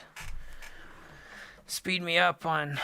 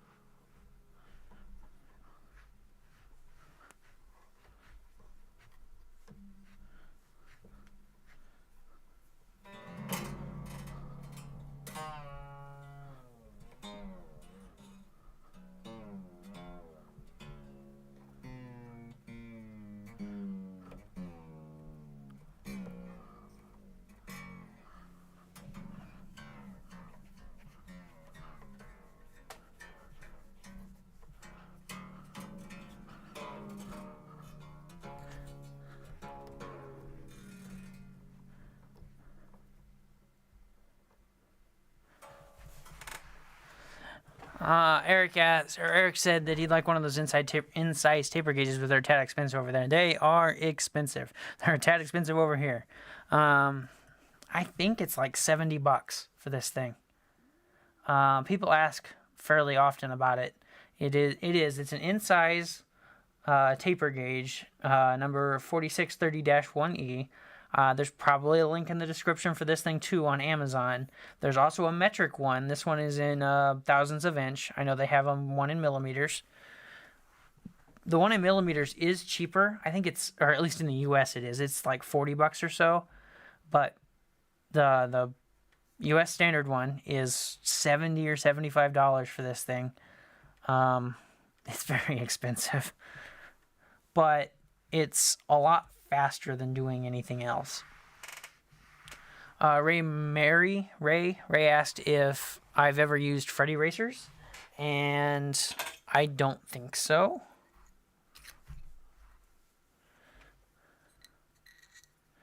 I'm trying to think.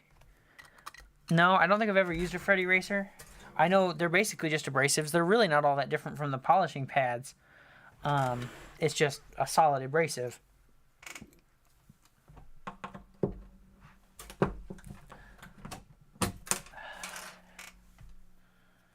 Start pulling those out of there so we can get the saddle out. But no, I've never used the fret erasers. Pretty much the only things I've used on frets has been sandpaper, the micro polishing pads. I have wet polished frets before, like with an actual polish, or like a wax polish that you use like the Dremel. I've done that. I don't think there's a whole lot else. I forget. It all runs together. I got an email from a guy the other day.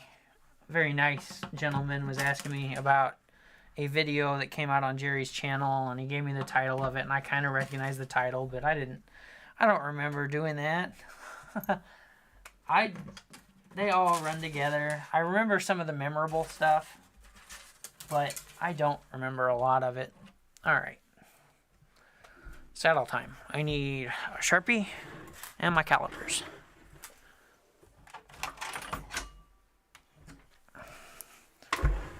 So I got my permanent marker out here. I'm just going to mark up the bottom edge on the front.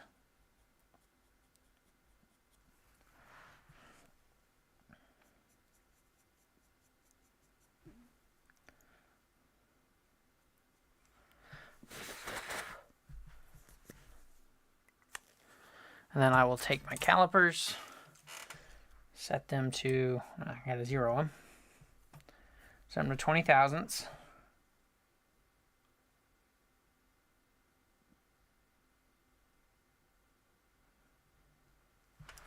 Lock it in at 20 thousandths. Just scratch that little line there. Both sides. Preferably a straight line. Then I'm going to run over the disc sander and knock that off real quick. I will be right back.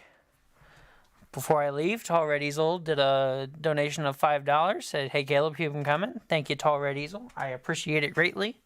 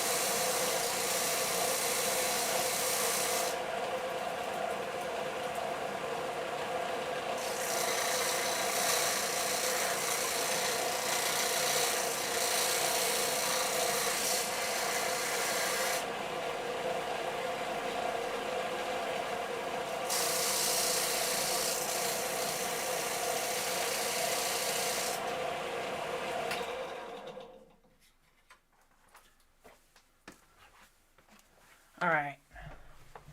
There we go. 20 thousandths. So, to tell a funny story that's not really related to anything, I've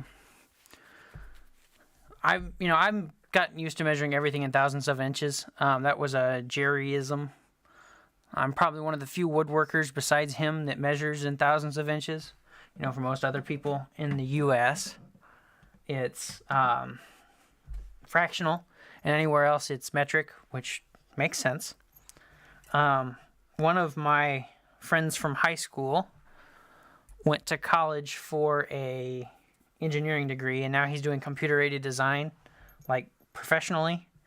And I hadn't really talked to him a whole lot since coming back, or since going to Jerry's. But now that I'm back and we're, talking again, it's like we're on the same page, because I had to stop and go, oh, well, we measure in thousandths of inches. And he goes, oh, yeah, that's what I use for work. And so it's nice that I can actually, communicate and understand what we're talking about that way, because I can, just about visualize thousands of inches in my brain, like, oh, it's about 100 thousandths of an inch. Well, I know how big that is without having to think about it too much.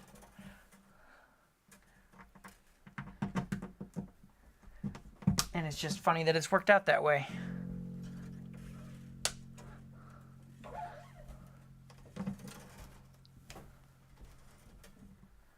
But getting this thing back together. I imagine it won't be too long now, and this thing's going to be done. I'm playing great.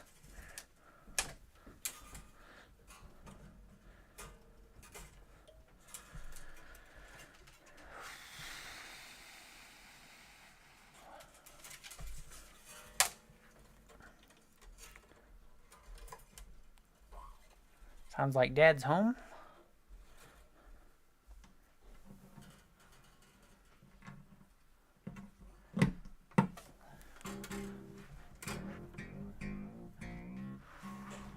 Alright, I gotta get the other strings.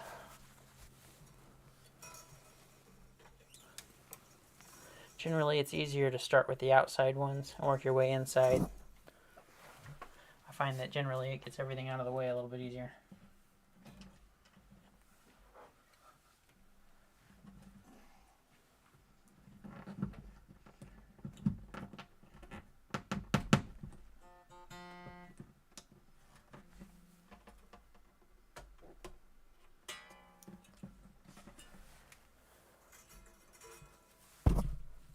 Keep hitting the microphone.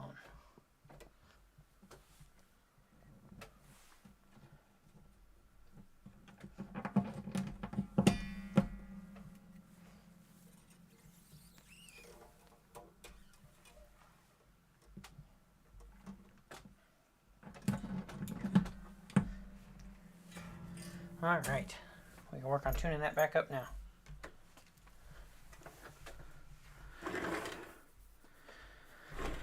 Now for the very, very fun part of retuning. While I'm doing it, and Charles Peck said you get interesting sounds if you crisscrossed them. I think I'd end up breaking strings if I did that.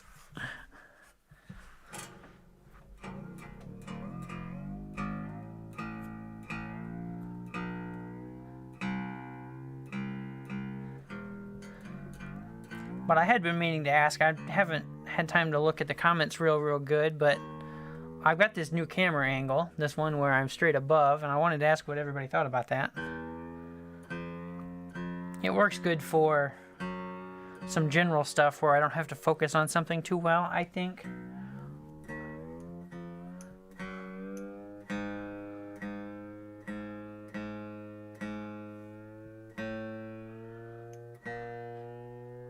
But I wanted to know if anybody else had any ideas.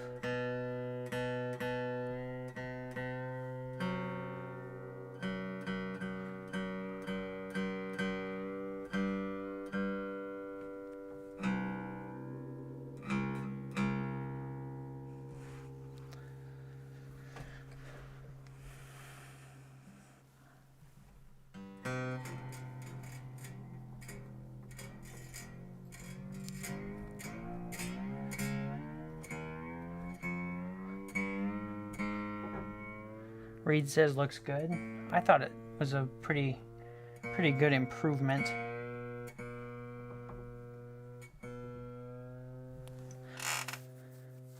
What it actually is it's a webcam. It's a really kind of expensive webcam that I've got hung from the ceiling with.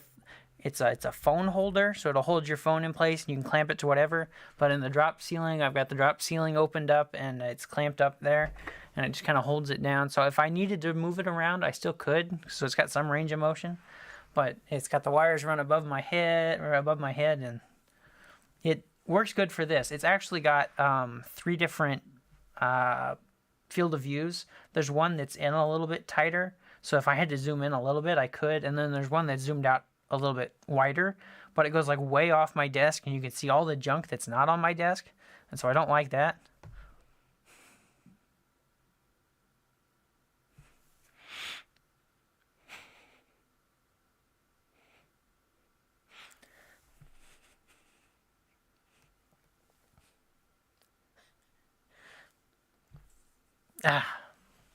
But yeah, I think it looks really good. So I just got a $10 donation from Upcast Animal, and I know who that is. I don't know if he wants me to say his name online, so I won't, but thank you.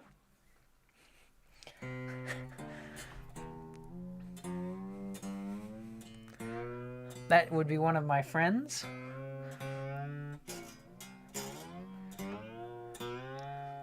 David says, looks fine, a full view of what you're doing. Yeah, and that's what I was really looking for. Was I was having trouble with the camera in front being, like, seeing everything, because it ended up being at a weird angle.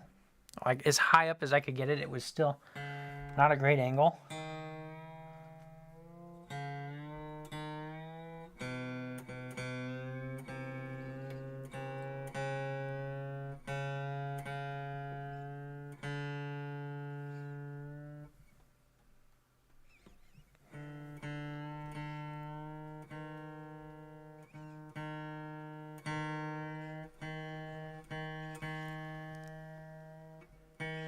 Eric says it's great. Some stuff needs a different angle, but we're straight for this. Yeah. The other guild, the video's not out yet, but it's mostly filmed.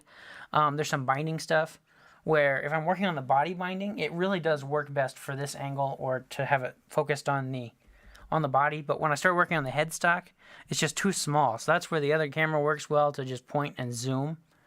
Because this being a webcam, it doesn't really have a good zoom. Whereas the other camera is a real camcorder and its zoom is great.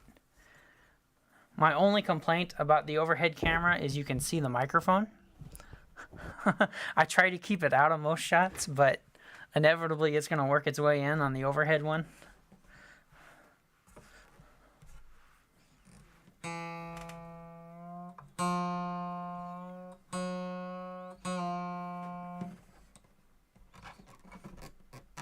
Stretching strings, just making sure that we're doing good.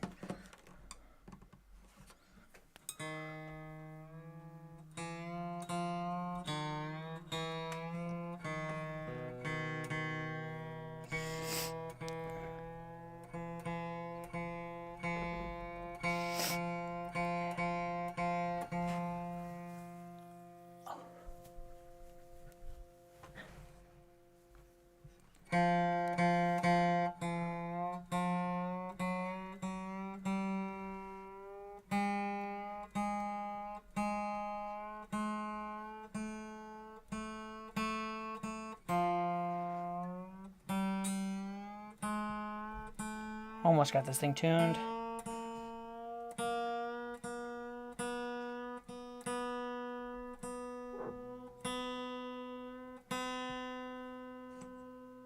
What am I tuning this to?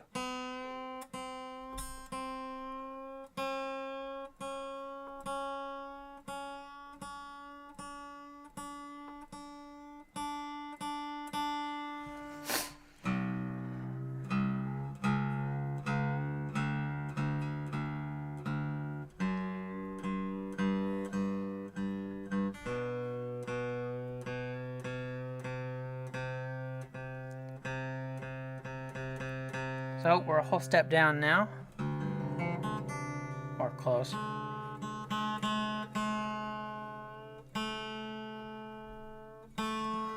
I like to get them up to a whole step down. That's still enough looseness that I'm not worried about breaking, but that way they're all about the same in tension, and then go a half step down to, go a whole step down to a half step down, then a half step down all the way up. I just think doing them kind of evenly works out pretty good. David Harris asks, binding channel cutting jigs, a waste of money or mass production tool? I really liked the one that Jerry had. Jerry bought the Stumac one that had the kind of thing that rode up and down. The router kind of rode up and down on it. And so it would just ride perfectly. It was very nice not having to hold the router.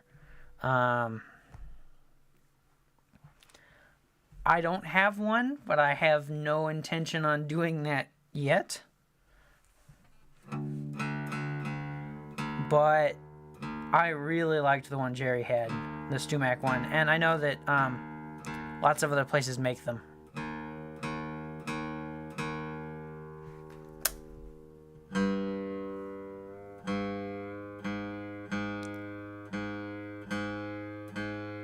That is how I cut the binding slots on my acoustic that I haven't finished building yet. That's one of the last things I did.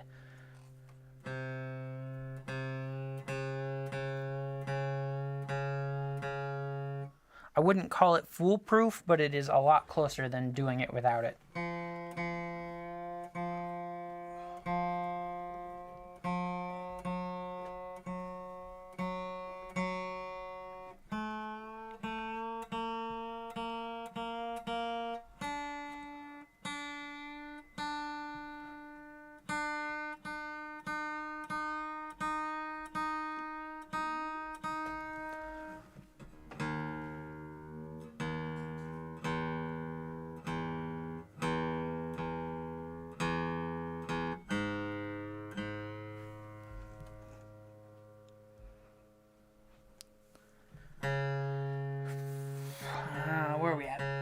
I'm getting distracted.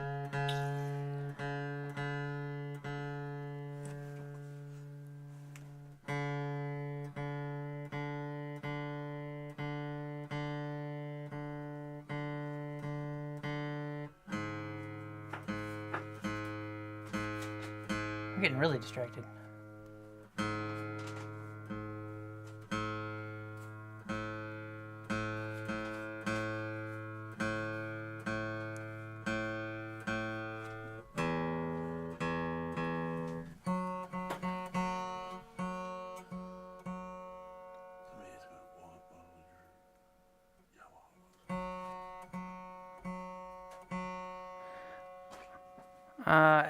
Or else, I see you fooling around with the strings. I use this to put Velcro over the sound hole before taking... Oh, yeah. I see what you mean. Actually, that's a really good idea. For when I'm... To just put like a Velcro on each side. That's a good idea, and I've got lots of extra Velcro. You know what? I'm going to maybe start doing that if I remember.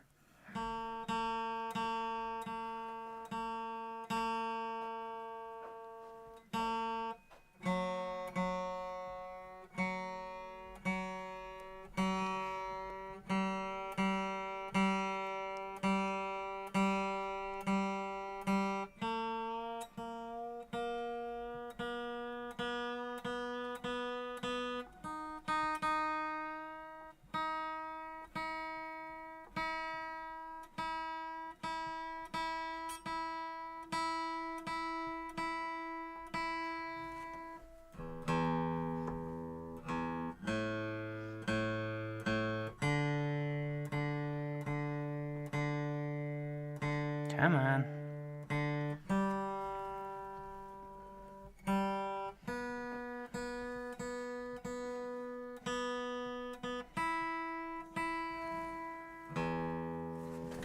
Let me do some quick.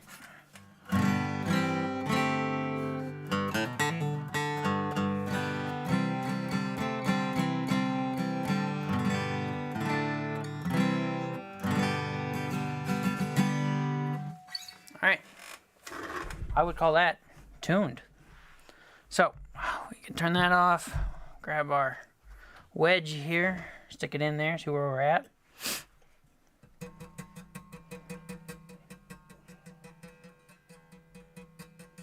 Just a little high on that bass side. Not crazy high.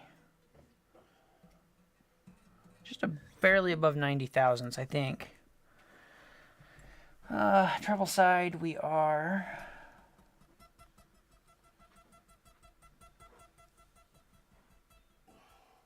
Oh, just right at 80 thousandths. That's looking really good.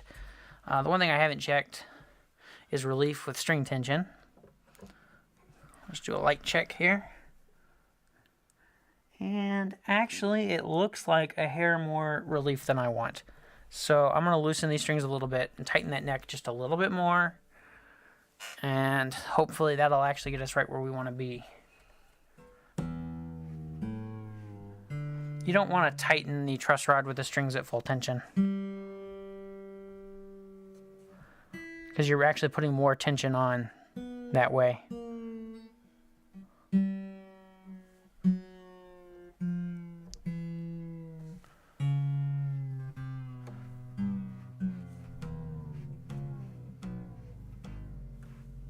I'm not going to take them all the way off, but I just want to get them loose.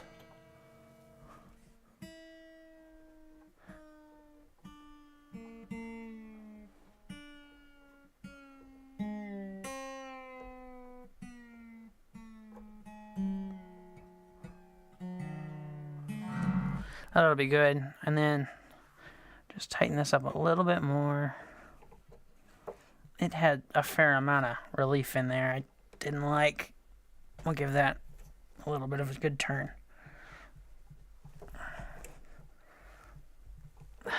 See how that looks. And then we're back to tuning again. I don't know if this is my least favorite part because I do it so often. Because it feels like one of those futile efforts where you do it, you get it perfect, you gotta fix something, undo it.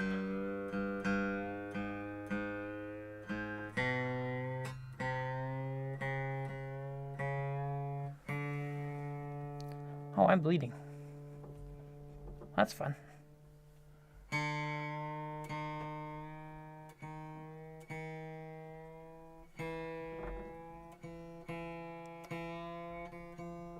Gonna have to flag my stream for blood and gore. I nicked my thumb on the end of the string.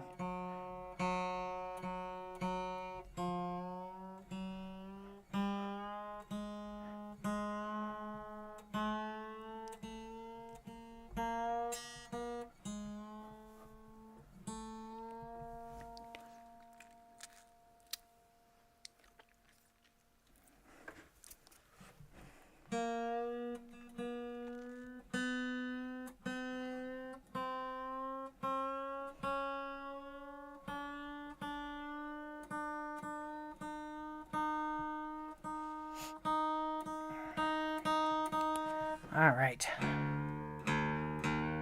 Final phase.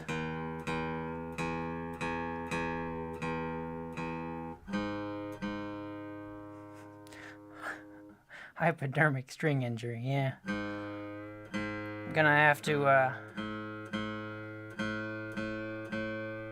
file for some workman's comp here.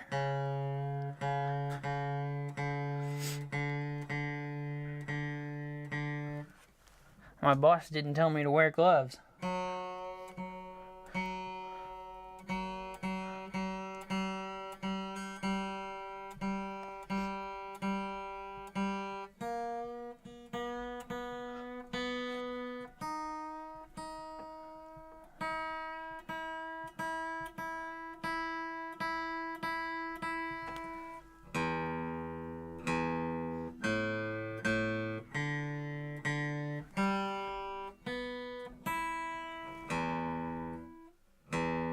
Cool. Let's check the action real quick. The action at the 12th fret. Yeah, I think that's lowered it a hair, actually. Not a whole lot, but... because the truss rod really won't adjust this too much, but it might adjust it just a little bit. Let's check out the relief now.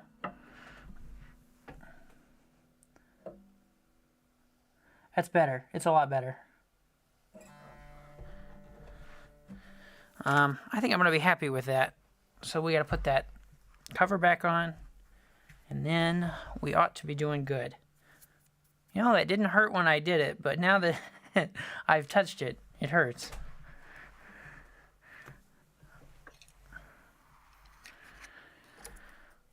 All right, let's trim those string ends real quick. I always end up leaving them long for way longer than I need to. I am afraid of them slipping and then not having enough string to get it all back together. So that's why I end up leaving them long for a long time. I'm probably overly cautious when it comes to that.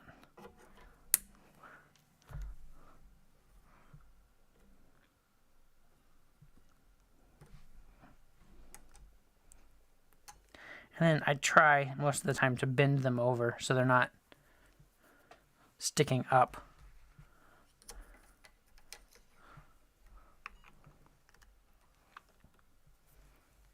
All right, let's stick some screws in here.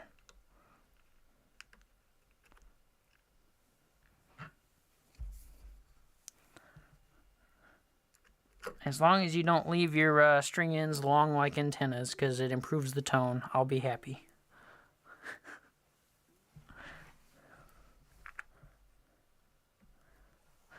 That's something Troy and I joke about a lot, is leaving the string ends all the way long. And for some people, that's what they like, and I'm not real sure why. And I know there are a lot of people who just can't stand that. And I'm having a hard time getting this on there. And then I dropped the screw. Let me see if I can't grab that.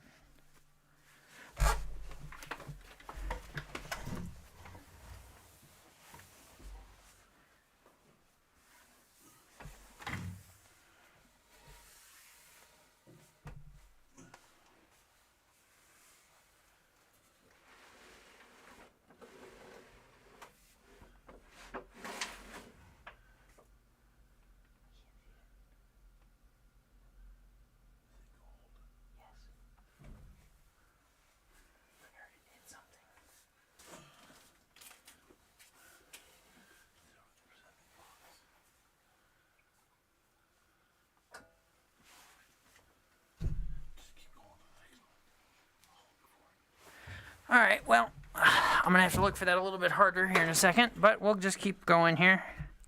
So I just had this thought, and I'm not sure which way this goes on here. This might be going on the wrong way. Because aren't the gills supposed to go on with the white end at the top? Yes, they are, and I was trying to put it on the wrong way.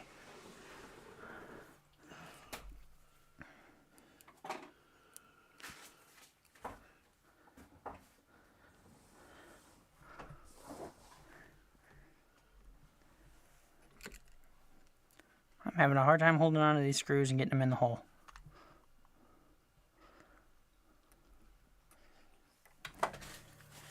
See if I can't find a smaller screwdriver, maybe. No, I don't have one. Okay. Option number 2. Put it through the hole. Set it in place.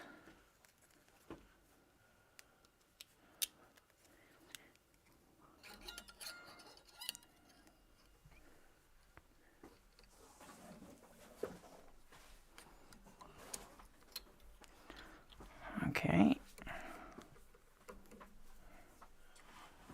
There we go.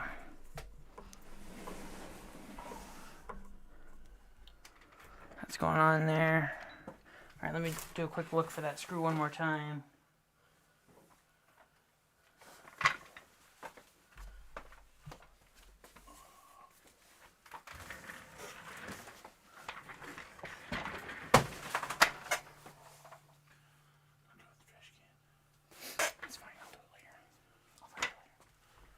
Alright, well, I'm not going to find that screw while we're live, and I'm not going to spend all your guys' time looking for that screw. So, I will find it, but not right now. Let's see what we got here. Wow, slightly out of tune. Imagine that. I'm going to go ahead and stretch these real quick, just so we can try to make sure that we're doing good. And then, I think I'm just going to play it.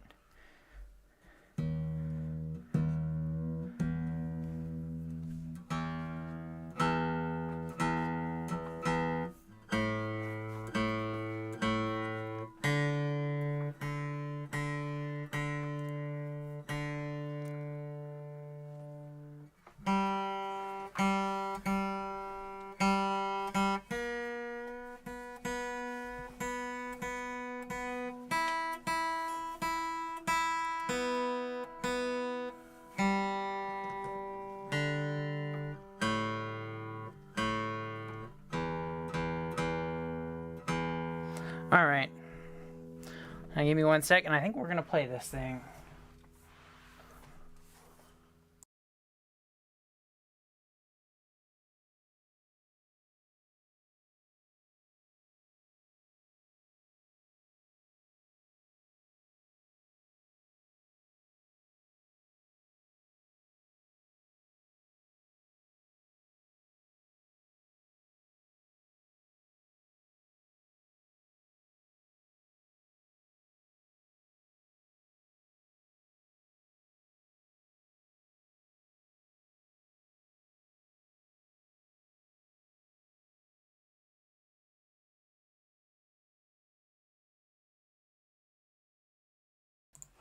Okay. And okay, there we go. So we got this thing up playing pretty good. I'm trying to set that somewhere where it's not in the way, and it's going to be in the way regardless.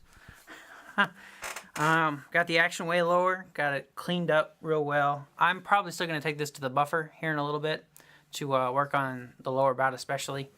But that's not going to work real good for a live, so I think I'll... Oh, yeah.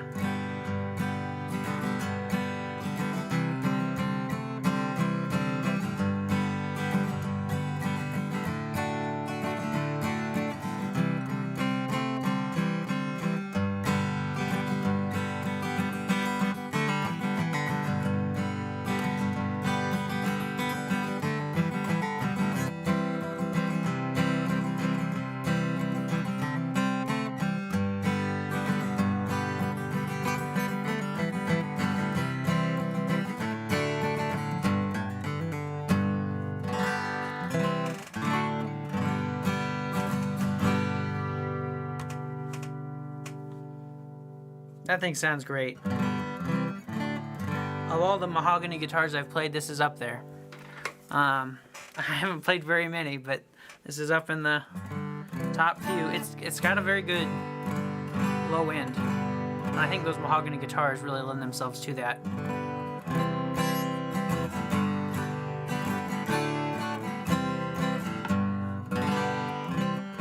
I hope it's coming through all right. I know live can be kind of messy with guitar sound, but it's cool. I like it. It's loud. So I can.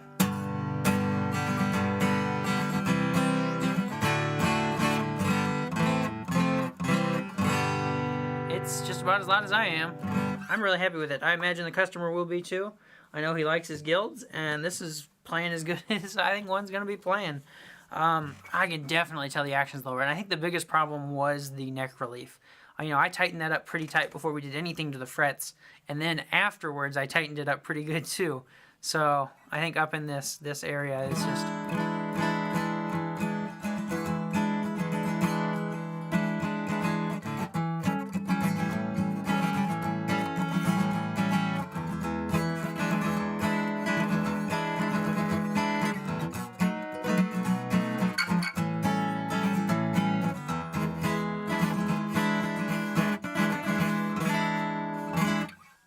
That's great. I mean, it's playable all the way up. That's all I was looking for. Didn't need a whole lot, and I thought it'd be cool to do live. And this is our first doing work live, and it turned out pretty good, I think. Oh, yeah. I gotta go find that other screw, but I'll do that here in a little bit. I think we're gonna close her off here then. Got this guitar playing good. I hope you enjoyed watching it. If I see any other questions come in real quick, I'll try to answer them, but that's just about it from me. Thanks for watching. Waiting to see if anything quick comes in.